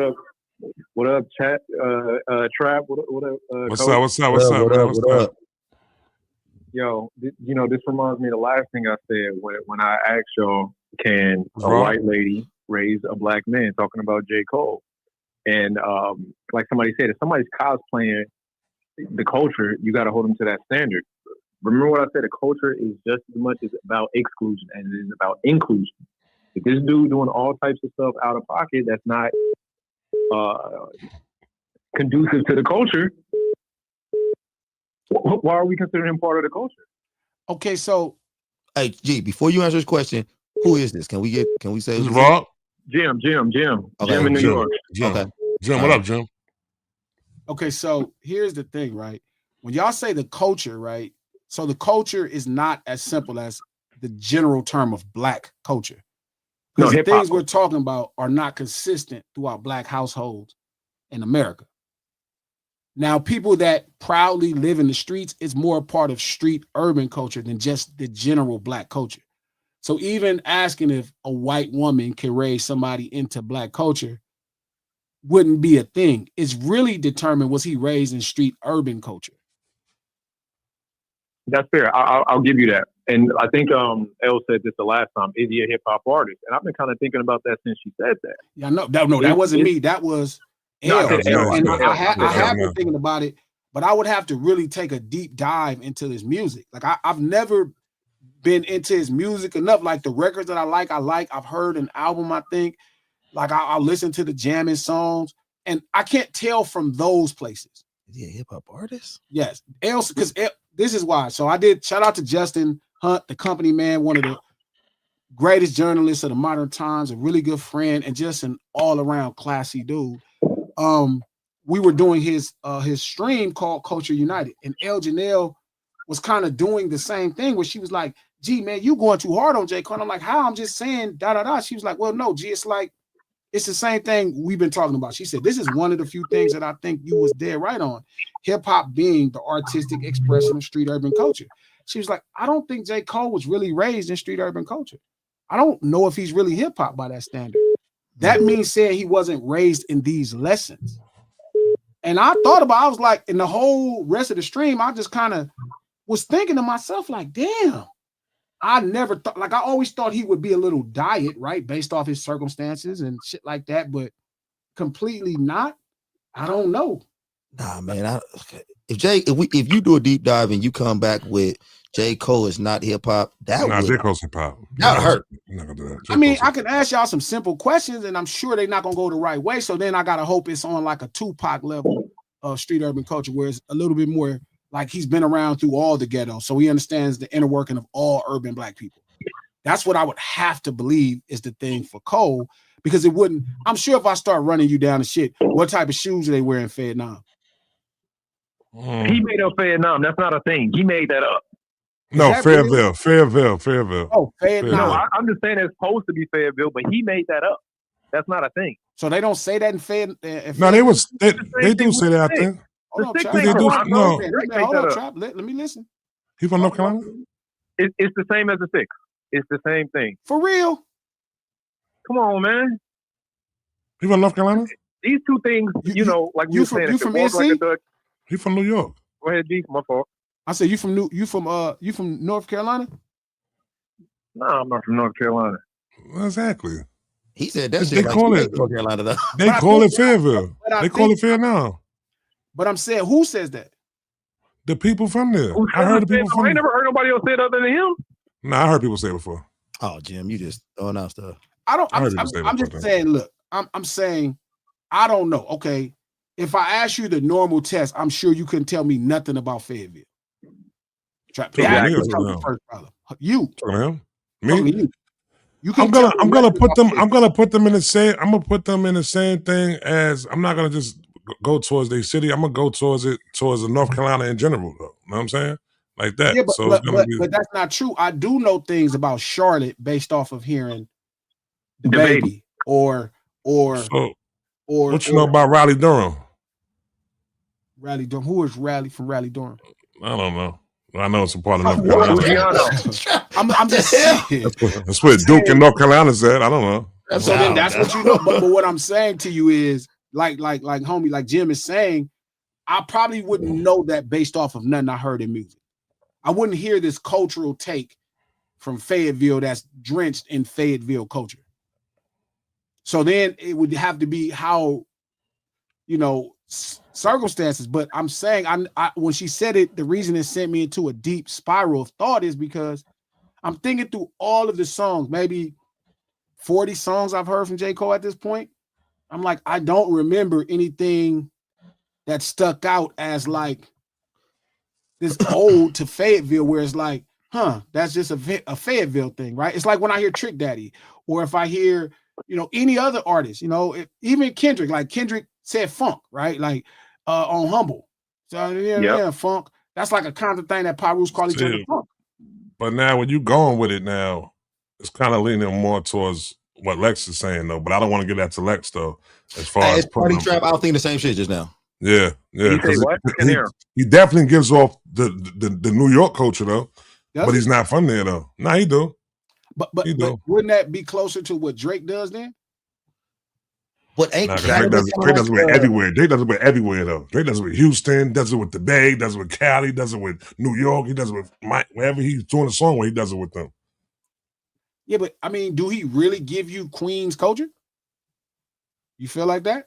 You hear him talk, you be like, that's some Queen shit to say. Do we speak the Dun language? You speak the Nah, he definitely don't speak the Dun language. He definitely don't speak the Dun language. We ain't about to do that. He don't speak the Dun language. So then what specific, and that's kind of to me where I keep getting very specific with hip hop. And I don't want to, again, shout out to Phi Don, whatever your name is, J. Cole hating at all time. I don't want to come across hating. You gotta stop the hating thing though, man. Come on now, y'all. All good. They can't think. That's lazy. That's lazy, man. That's lazy, y'all. They don't got time to think. So that's lazy, y'all. I gotta just be mad because Lord knows that's lazy. So nobody else could ask questions. Nigga G up here talking like Anton. They ain't got time to think. No, I'm saying because other than that, then what would I be saying that would have a disdain? Like if hate is extreme dislike, what would I extremely dislike about him? Like he's not that kind of personality that sticks out enough. Like I tell you about LeBron, like certain people. Why are we? You do hate on LeBron. I'm just saying because there's certain things about personalities that don't stick out enough for you to draw a taste. You called that nigga Martin Luther King though, so nothing about J. Cole. You think he's Martin Luther King of hip hop. So Martin Luther King had nothing about his personality that stuck up. No, no. Martin Luther King spoke specifically a certain way at a different time.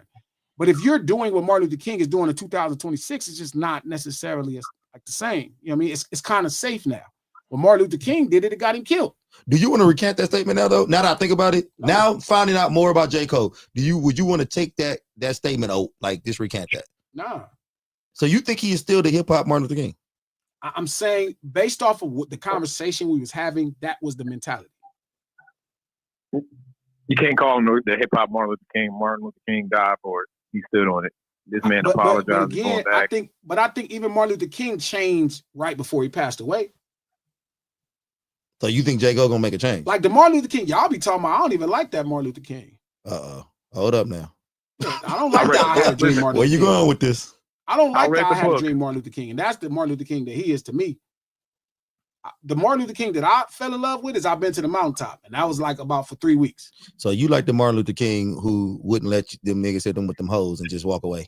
Yeah, I didn't fuck with that Martin Luther King. Okay. I respected it because you don't like non-violent. You don't like that Martin Luther King. Well, it's not the violent part. It's just like the belief that white people was right. So you think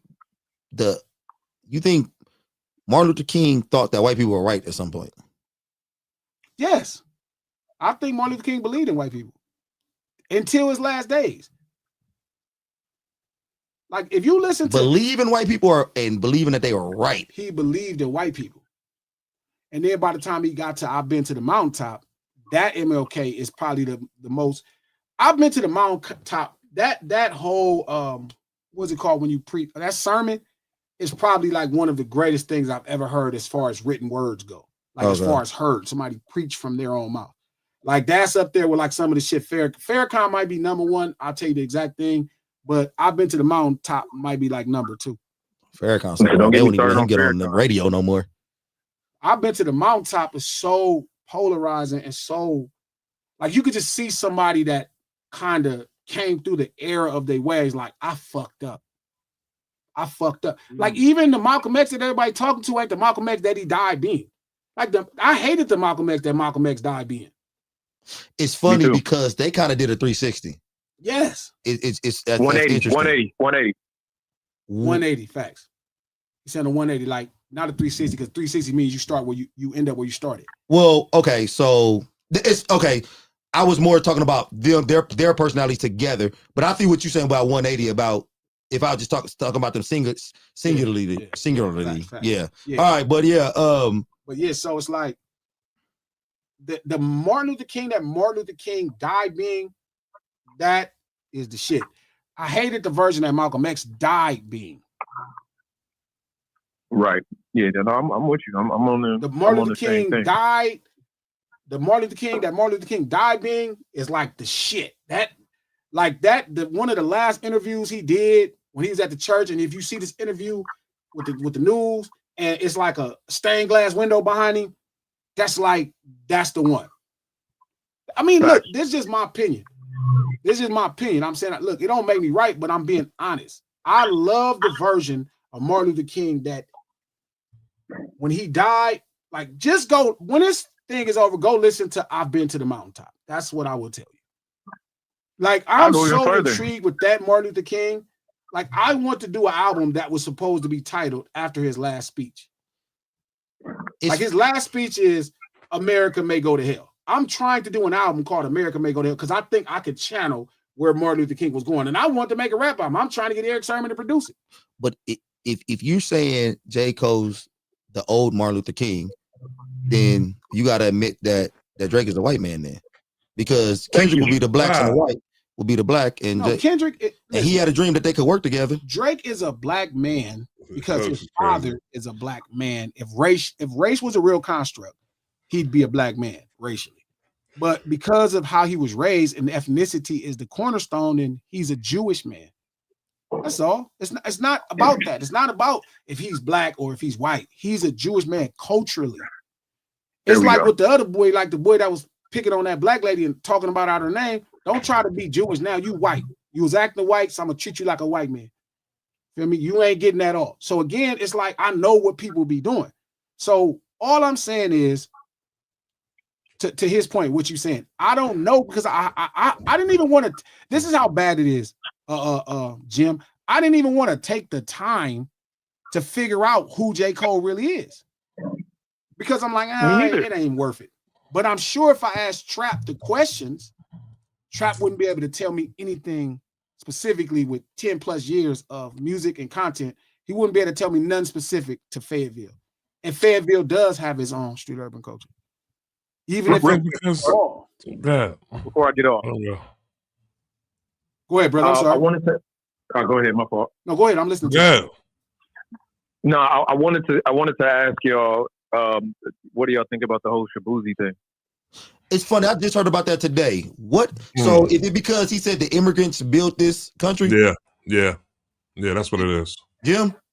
Yeah. Is that in his apology or his rebuttal to the backlash? What was his apology? I didn't hear that. What was his apology? What was his rebuttal? Here's his apology. I'll read it to you guys. Shit. I try to stay away from this, Jim. I don't like. That's one thing we criticize and we having conversation about artists, but when we start having black people conversations publicly in front of white people, I really. But I think with the Shabuzi situation, he might have been trying to kill two birds with one stone. Can't do that. It's just the timing of everything and where everybody's at this time. Yeah, that's what it was. I think he might have been trying to help immigrants out. Because I'll be honest with you, in my opinion, slaves are immigrants. That's a whole. But that's what I'm saying. Maybe he was saying the same shit. Maybe he was like, we were immigrants, even though. No. What was his apology? I didn't hear his apology though, so I don't know. First and foremost, I want to express my deep gratitude to everyone who has supported and celebrated my journey as an artist. I also want to acknowledge the conversation surrounding my acceptance speech. To be clear, I know and believe that we, Black people, have also built this country. My words were never intended to dismiss that truth. I am both a Black man and the son of Nigerian immigrants. In the overwhelming moment of winning my first Grammy, my focus was on honoring the sacrifices my parents made by coming to this country and give me and my siblings opportunities they never had. At the same time, winning this award on the first day of Black History Month and becoming the first Black man to win Best Country Duo is Black history. It stands on the foundation laid by generations of Black people who fought and sacrificed and succeeded long before me. This moment belongs to all of us. My entire career has been rooted in lifting people up, honoring where we come from, and expanding what's possible. I am proud to be a part of this legacy and intend to continue doing that work for the rest of my life. With love. That's kind of clean up. I mean, look, playing both sides. Exactly. That's exactly what happened there, Jim. Yeah. He had to play. He playing both sides. Well, he said, "I got it." I tell my partners this all the time. Like, shout out to Trill and Steve, two other brothers are part of the Gatekeepers podcast. Make sure y'all go check that out. Gatekeepers spelled GTKPRS. That they are not Haitian. Steve, your parents are Haitian. They're from Haiti. They came. Exactly. You're Black. If you came to this country and you was born in this country, you black. I tell Trill's father and I think his father is like Liberian. He's born here. You're black. Nope. But the depth of their black history. He's saying no. You heard him? They are black. He's saying no. The depth of their black history doesn't stretch back to ours. That's the difference. So again, sometimes they get caught up speaking for our history. See, everybody black don't mean we all got the same history. That's my opinion. But again, I don't want to have no conversation arguing with no black people. Like, I hate this space that black people was talking shit about black people when white people were doing a bunch of shit. Yeah, I don't like that either. So that's why I kind of stay away from all that dumbass shit, because I don't want to argue with y'all about what black is. Ain't none of you motherfuckers blacker than me in the first place. Yeah, I just don't like that. This man wakes up in the morning and watches 12 Years a Slave. Wait, first thing in the morning. The only thing is, and like I told you, I'm going to respect your wishes and not go too deep into it. But at the same time, you got to know who your people are. It's not a coincidence that the first black country singer is from Nigeria. I don't care if his parents may be from Nigeria, but everything, always hear you talk about Olivia, what I'm assuming is your mama. You learned a lot from her. You learned a lot from the people who raised you. But then your neighborhood also, Jim, becomes a part of how you grew up. And then the school you go to an extent. Yeah, but it does matter, right? Because then that's also if you outdoors, it matters. Actually, where I'm from, damn near when you go out your house matters more than what's in your house. Especially like in the streets. In street life, like like you from New York, it's a bunch of people that were raised by like different people that are like Puerto Rican parents that came here. And then they grew up in the streets and then they just be black. They might go in the house but when they come outside, they one of us. Exactly. But the moment, I'll just give you a quick rundown. I hire people for a living. I look at what they classify themselves as. That you put white, black, Hispanic, blah, blah, blah, blah, blah, that type of stuff. You know how many quote unquote white people that I see put down that they white? I could imagine. All the time. Consistently. I'm always surprised. Like, oh, this dude consider himself white. So listen, we be trying to fight to include people. I don't think it's about inclusion, but I don't think you can also, again, I hate having this conversation in front of white people. So I'm gonna say this real fast. Believe me when I tell you this, black and American are conflicting ideologies. So you can't put them together. Man, we gotta talk about this some other time. If you're in the city or something, like, we gotta have we'll be somewhere else, and I don't like having this conversation in front of white people at all. I respect it, but let me finish my lunch. I'm gonna holler at y'all. My dog. Easy.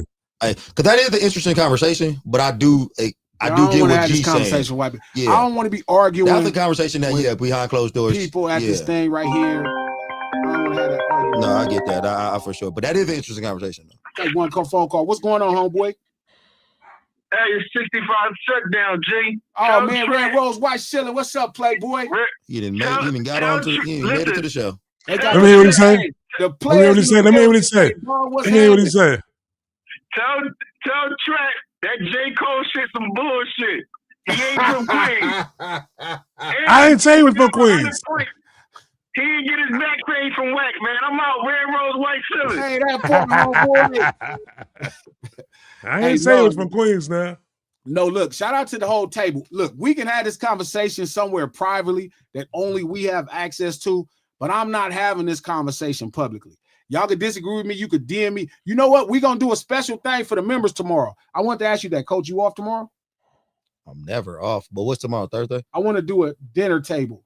What time? What time? That's just for the members. So if you're a member, we could have this conversation because that's going to be at a private place where white people don't have access to it.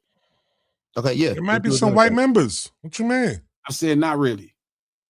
Only Natasha, she from South Africa. Shit. So really, we can have it amongst us. I'm not having it with white people in the room. Hey, do we have some white members at the LT?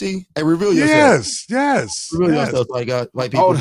We love you. Deal. Miss Hummus, what's the deal? Miss Hummus, speak up. Okay, well, look, we're going to stop that right now. Yeah, cut that off. Yeah. So again, it's like Yeah, I'm thinking we're gonna do it tomorrow. Yeah. I think tomorrow we're gonna do it for the first time. All right, let me know because I'm gonna be in LA, but I'm a truck back. But yeah, we can have that conversation offline. I'm not having that conversation in front of white people. I'm not having that conversation with white people. Shout out to Baseline. Baseline said, full disclosure, I'm white. Baseline, yeah, that's what I'm saying. I don't have it in front of general white people. Hell no, Baseline is not white. Baseline white. Yes, he is. Yes, he is. It's a little different. Baseline. Now you trying to exclude about white is white. She from South Africa. She not white. She's South African white. Said I said it out of respect. I'm not gonna get different. Ain't nothing wrong with having white people. We need to have other brothers in front of other people. Need to have some white people at the lunch table, man. It make me think they bringing the coleslaw, man. I'm like, what do the Baseline mean? Do it mean is he talking about drums or yo? Yo, I just want to make sure I'm not there for the dinner, man. Lex, man. Oh my God. Phone, Lex. Bye, man. Miss Hubbs, what's going on? Hey. Hey, now. Hello? Can you hear me? Yep. There's such a lag on here. It's ridiculous. I know. We don't have to talk about this in front of white people, but it would be nice for you to acknowledge in front of everybody that there is a clear difference. No, Miss Hummers, don't do that. No. Hang up. No, Miss Hummers. Just acknowledge it. I want y'all to respect my wisdom when I tell y'all something about me. Hang up. What I don't want to do, Miss Hummers, is ever let none of y'all, because hold on, Miss Hummers. It's a reason I stand where I stand. I don't want to ever, y'all should never challenge this publicly in front of people. Now, we could talk on the horn. We can talk in person. We can talk when it's just us. But we're not going to do this in front of what? Y'all got enough people that y'all can do that. Let me tone, man. Let me tone. That's all I'm saying. Can we have a Twitter Spaces tomorrow? Yep. We're gonna do a members live only to celebrate the members. So we're gonna do a dinner table. I'm gonna try to get Trapping Coach here, and we're gonna do a dinner table, and then we could have the conversation with just us. Okay. We can just have it with just us, and then we could all talk about our perspective, and everybody could talk, and we could y'all can call in, and we could just bullshit around. We could take time, but let's just have that with us. I don't want to do this in front of nobody else. Then we could all move forward if we come together. Yeah. I just don't want to do it like this right here. That makes sense. I feel you. Okay, I feel you. I got you. So tomorrow, I'm holding you tomorrow. To that. Yep. Tomorrow. You know I'm gonna blow what you time up. Y'all want to do it? What time y'all want to do it tomorrow? All right. I'm on the East Coast. Can we do it? It's a dinner table, so it could be. Wait a minute. Is anybody from 10 o'clock? Is 10 o'clock too late on the East? That's 10 o'clock. It's 1 o'clock on the East. No, 10 o'clock. Oh, y'all time. 7 o'clock our time. Oh yeah, that's good. That's too late. Gee, come on now. Okay, what about 6 o'clock? That's not too late. That's good. 6 o'clock. Yeah. I wake up at 4 in the morning. West so I'm going to stay time, up just for this conversation. 9 p.m. y'all time, right? Yeah. Okay, so 6 p.m. we're going to do a dinner table. Make sure y'all bring some meals, and we're going to have a real conversation. Members only. There you go. Members only. That part. All right. All right. Bye, Miss Hummers. Miss Hummers, much love. All right, Miss Hummers. Yeah, so we'll have that conversation. We could have a real conversation with members only, but we don't got no business. I don't want to talk about this to people that ain't, you know what I mean? Nah, I'm cool. Baseline, your name does not have to do with drugs at all. Shout out to Kwame. Thank you for becoming a member. Obviously, we're going to kick it off with the membership. I got podcasts just for y'all, interview scheduled just for y'all, so we're going to get on. Said it's a street in Arizona. Shout out to Beast Boy. It is a street in Arizona. It's a fire street, too. Shout out to Beast Boy Dre Beast. Thank you for the $5. So do y'all think Cold Streams will be lower on purpose to prove he doesn't need bots and to also play on the idea to fall off? Hell no. It's not the artist. Like, the label's going to do it. People going to do it. He can do it. They going to do it. Like, they can't risk, not. Y'all got to realize how many streams it would take to make this work. How many people. Like, the business is fucked up, Beast Boy. So it's really hard to explain. But don't y'all really worry about all of these people, using bots and shit or streams. Drake, whoever you heard of, don't worry about it because that don't change. Their market share is what it is. Their market share is real. Shout out to C Happy Love. Thank you for the $5. If you can get Kendrick Lamar on here, can you try to get Schoolboy Q also, please? I can get Q for sure. I can do something with that. I just don't know what I should do because I don't want to ruin nothing he got going on. Like his whole little Houdini thing is great to me, so I don't want to mess that up. But Q is my man, and I would love to talk to Q or do an interview with Q anyway. So that'll be tight. Q is fire too. What y'all doing? Dope dude. That nigga dope. Shout out to Miss Fee Baby Q. Thank you for the $2. Thank you for the Kansas City stand up. That part. Trap hating on Kansas City. I feel you, Trap. Shout out to Daniel Love. Thank you for the $5. Know how the game acting wild. You still let him put you on. Well, that's a great question. So this is what I will say about Chuck, man. Chuck is a really different dude. Chuck is a really different dude. Chuck is sometimey. Is that fucked up to say? Like sometimes, like he don't get me wrong, he's the kind of dude that if he fuck with you, he fuck with you.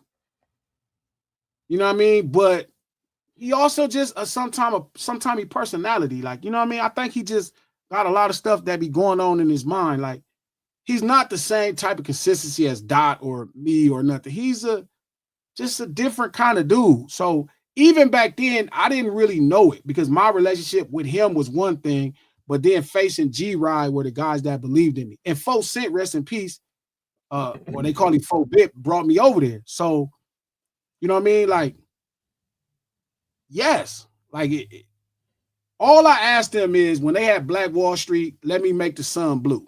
So, because I didn't want it to be no confusion about my cripping. So they let me do that, and I was all in. And Game approved that himself. So it's like, yeah, if I could do it again, I mean, honestly, I feel like Game missed out on a lot of things that could have added to his legacy. Because he definitely had a chance to sign all of us, everybody from the West Coast. You know what I mean? But sometimes I don't think everybody is that type of businessman neither. Like, I don't think he was ever in the business to be an executive. You know what I'm saying? And I think that's the, consistent theme. You know what I mean? I don't think he was ever in the business to be executive. Yeah, like to be an executive. It just wasn't his thing. So I mean, that's interesting that you said that because knowing how he acted, like he would have. You know what I mean? Like, I don't think I ever took it personally. Found it like I don't think I ever really tripped. Like I kind of know him. Like long as he don't be like fuck Glasgow, I knock him out, because then he gonna have to come. We won't see. But like him being him, like him using names and name dropping and shit, like that's part of his style. Like he's been doing that from 2005. Like that's part of his style.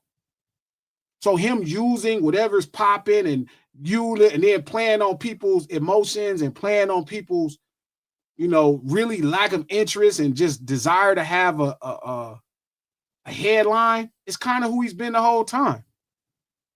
To me, like, I never saw nothing no different. Y'all thought it was different, even though this is the same thing that's been happening since 2005. So, I mean, I guess I would still fuck with it. Yeah, why not? I don't think it would have been no better shit. You know what I mean? I think my destiny went the way it had to go. It went that way because it needed to go that way. So yeah, I would do it again. I don't think he would do the same thing. I think him knowing all the shit he know now, he would have signed all of us.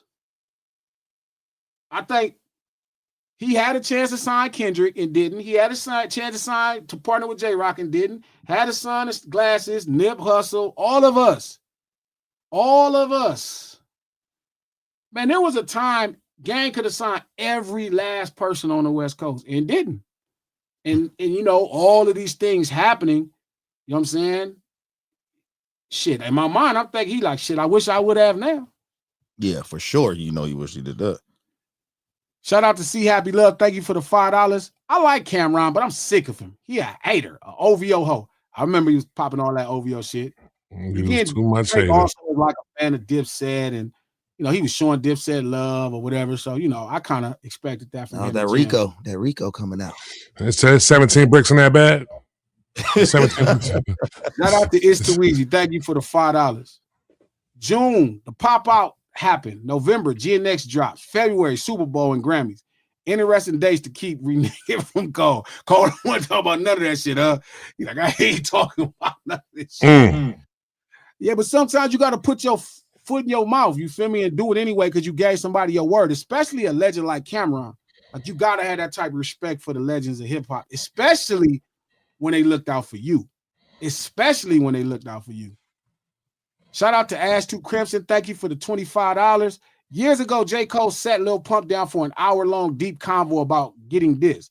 But Cam, who did him a solid, got the cold shoulder. He's a bum. You heard her. You heard her. He sat down with Lil Pump for an hour? Yeah. Lil Pump came to his crib. Came to his crib and said he went in his refrigerator and started eating up all his snacks. That just sounds terrible when you say it out loud. Like, that just sound hella crazy. Lil Pump came to his crib. I don't like it. That sounded crazy. That sounded. Y'all think he would want to talk to me like, "Glad you said some shit. I would like to bring you to my house and sit you down and talk to you." Nah. You wouldn't go? I would definitely be interested because I had a lot of questions. I wouldn't have much to talk about to Drake, but Cole, I'd have 1,000 things to talk to him about. Okay, thank you. Okay, so you would talk to Cole? Hell yeah. Oh my God. Okay, thank you, man. Okay. I just thought you wouldn't talk to Cole either. I was like, come on now. Cole, that would be such an interesting interview. Yeah, I would love to do that. I would love to listen. Find out if he hip hop right then and there. Fast. Like, what's your background? But I don't think he would do it because then it's like a different type of press. Like, it's like, oh, it's different talking to Lil Pump. It's different talking to the Loc. It's different. You know I think J. Cole might, man. J. Cole. He ain't want to talk to Cameron. He didn't want to do no song for him. He didn't want to do no interview. I take back everything I said about you, J. Cole. Come sit down. Wow. Come on down, J. Cole. Thank you for the $2. Cole got stomped out. He probably might have got kicked and shit. Fuck with Puff crazy. Yeah. Oh, well, no, all I know is that Puff, the next day, Puff called up there and said, "Bring him to my office right now." I heard about that. Yeah, I did hear about that. I heard about that. Shout out to Mika Red. Thank you for the $10. Cole, but they said Puff was fucked up too. He was drunk, so he probably was like, "Man, I was fucked up, man. My bad." Nigga said, "Bring him to my office right now." If someone is cosplaying a part of our culture, they should be held to our principles. It's on them to learn what the principles are and what's expected. That's deep, Mika. I don't know, man. I don't know if that can be real. Because I was just having this conversation with Lex about, I get why people want in of the culture. I don't get why do we want them to be a part of the culture. Like, what makes them desire to learn about this shit? Like, do they care about just us? They care about our lives? Like, I was telling Lex this, and I talked to Coach and Trap about this before. Like, a person that wants to join a gang, let's say you want to be a part of the Rolling 60 Crips. Like, what would make a 20-year-old man want to be a part of the Rolling 60 Crips? You think he just woke up one day and was like, "Yo, I want to go die and defend some people that are strangers"? I feel like that's the greatest mistake culture makes, especially this one. Like, even country kind of forces you to get down and conform in a way. Like, you better learn about our history if you want to be one of us. You better move to Nashville. They make you do some shit to be a part of it. Like, again, we keep demoting our shit to the lowest form to where I get why somebody want to be from Rolling 60s, because you get regarded, you get an army at your dispense. You get cultural cachet. People gonna have a different respect just seeing you. You get a bunch of things. You get things. I don't know why would they want to take somebody that's a stranger. And so to me, that's the same with hip hop. Why are we trying like when Lex is saying that? What do you get from saying that this person is hip hop? Is he going to put on the next? Excuse me, that person's from Queens. Yo. Do you get to like? Does that mean he's responsible to put on another Queens act? Like, what do you get? Who's supposed to be from Queens? What are you talking about? Well, next comment, bro. Next comment, bro. I see what you're doing here. Next comment, bro. Please. Trap, please stop talking like that. I have any intentions to demean any place. You putting people on Queens that ain't from Queens, B. Keep them in the goddamn Carolinas. I'm asking you, what does he get for saying it? Like, why would he want to have that? Because Carolina, would you want to be somewhere to go North Carolina? Come on, raise up. Or you want to be somewhere that say you shook once? You want to be from Queens. I get why Cole wants it. I don't get why Lex would want it. I don't know why Lex want that shit. That shit's crazy. Lex, and it was insane. I don't understand that. Like, I get why Gangbanger, like if Soulja Boy is like, I want to be down. I get why. Soulja Boy is I get what you're saying. artist that make millions of dollars, and y'all could he could create opportunities. Now, if Cole does that, is he really gonna create opportunities for Queens? Is he gonna hire a bunch of North Queens cats and be like, hey, these gonna be my bodyguards? Like, he might have been doing the right thing though. The craziest part about Lex was defending him like he was from Queens. Man, crazy. That was the craziest part. Crazy. Shout out to It's Too Easy. Thank you for the $5. Glasses, keep Queens out of it. He's cosplaying a New Yorker, and we ain't responsible for an out of town. Who that? Who that? Agree on the shit here. That's Lex. Why y'all blaming me? Who that? Who said that? I'm glad you get some of that strap. Yeah, man. Yeah. Why y'all giving Thank me? You. Lex said it. I'm glad. Shout out to Ruby Burst. Thank you for the $5. Them old fellow New York rapper podcasters uphold Drake as he king of New York. And it's not that they love Drake. It's just their low-key hate for the West Coast. Damn. So many. I gotta count. We gotta get a hate count up in here. How many times do y'all use Lex the word really hate? He hates the West Coast. Need a hate count. Lex does say he hates the West Coast. Lex said that? He really feels like it's this ongoing war. And I'm like, Lex, don't nobody feel like that. Shout out to Beach Boy Dre Beast. Thank you for the $5. J. Cole being MLK is hilarious. I had an apology is crazy. Hey, that was funny. Shout out that to was Breezy. fire. Thank you for that sticker. I hope you like it. $4. Thank you. I hope you like that sticker. Shout out to K-Way. Thank you for the $5. Oh, here you go. $10. Black people built this country and immigrants helped maintain it, period. Shabuzi is wrong and not misinformed and not informed, but the smoke should really be towards Jelly Roll and Morgan Wallen. Fuck them. I mean, they white. Jelly Roll and Morgan Wallen got a shot. Yeah. We planted the grass and the Mexicans cut it. Bluegrass. The fact that they're regarded as immigrants, like, this is a whole nother story. I'm gonna have this on the fucking thing. Shout out to Miss Hummus. Thank you for the $10. Hey, lunch table. Want to show love and support. Thank you, Miss Hummus. Haven't been in the chat as I've been working on my resume. There you go. Ready to relocate. New York. If there's CyberSec Infotech hiring managers in the DMV area, please hit me up. If you are looking for CyberSec Infotech in the DMV. Cyber what? I thought he said that too. CyberTech. CyberTech. It says CyberSec. Whoa. She must have like put cyber sec. I thought it was cyber S instead of a T. No, sec. SEC. Sec. Like sector. Maybe she meant sec. Oh, well, I'm looking for some cyber sex though. That's what I'm saying. I was looking at Thomas. Hey, y'all are perverts, bro. Well, listen here now. Infotech. I got a position. Listen, I got the VR headset. Thank y'all. Oh, cybersecurity. Okay. Y'all are so raggedy and shit. Y'all just okay. My bad. If they're looking ready to relocate, cybersecurity, information tech, hiring managers in the DC, Maryland, Virginia area, please hit up Miss Hummus. You can reach out to Miss Hummus. If y'all got a plug or know a plug, reach out to the homegirl, get her right. Let's share. That's the point of having the lunch table. We eat together. Yeah, that's a fact. Everybody says cybersecurity. We the only one who didn't know that shit. Yeah, we the only one who didn't know what the fuck it was. Everybody in the chat is saying cybersecurity. Everybody knew it except for us, though. That's us. We only one who didn't know it. I was ashamed. I was ashamed. I was ashamed how fast everybody got it. They was all saying the shit in the chat. I thought you just talking about cybersecurity. Listen. K-Way, thank you for the $10. G, if you want to know about Fayetteville, please listen to Moray.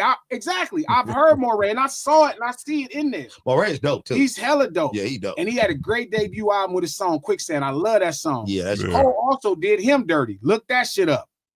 Okay. See? Yeah, he did. Did he? Yeah, he did. Oh man, say it ain't so. Like there's only gonna be one dude from Fayetteville. Say it ain't so. Shout out to Anitra. Thank you for becoming a member. Don't forget tomorrow, 6 p.m. Western or Pacific Standard Time, 9 p.m. Eastern Time, dinner table, special convey. We're going to get to the real shit because it'll just be us. And we ain't posting that. That's just for us, y'all, to go back and look at and break down.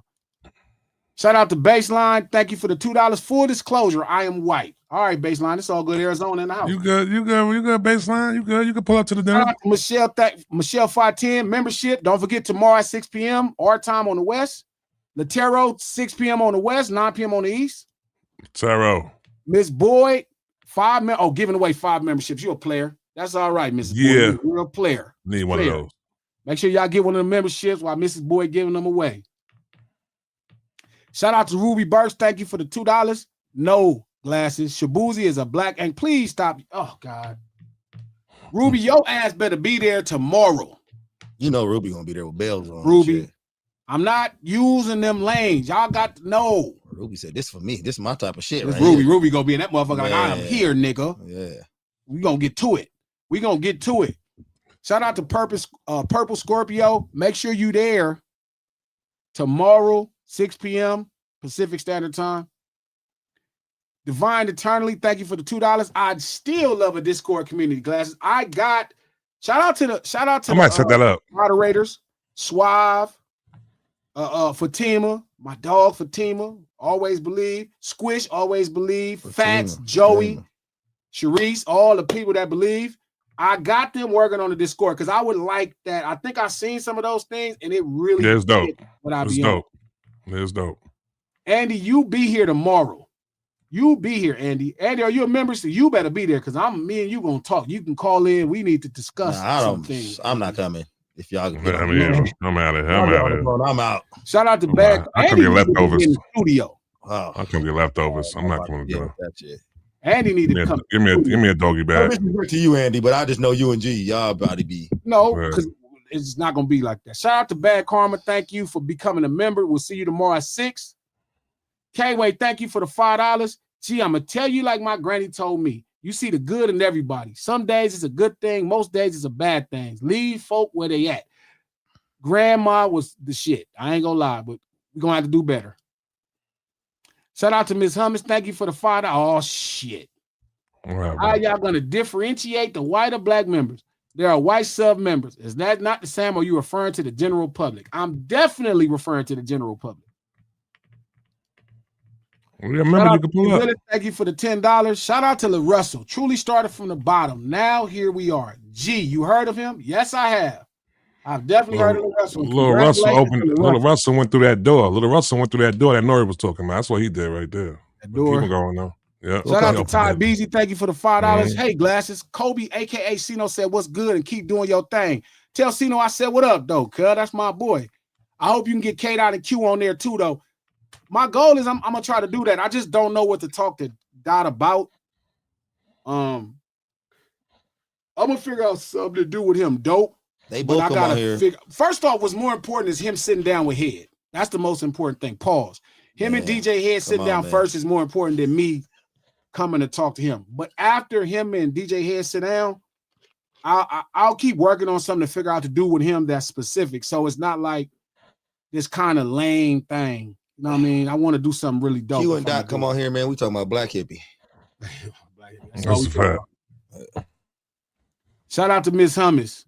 Thank you for the $2. Trap. Hang up is crazy. Thought we was cool. Yo, Hummus, I ain't mean it like that, sis. Y'all niggas get Miss Hummus?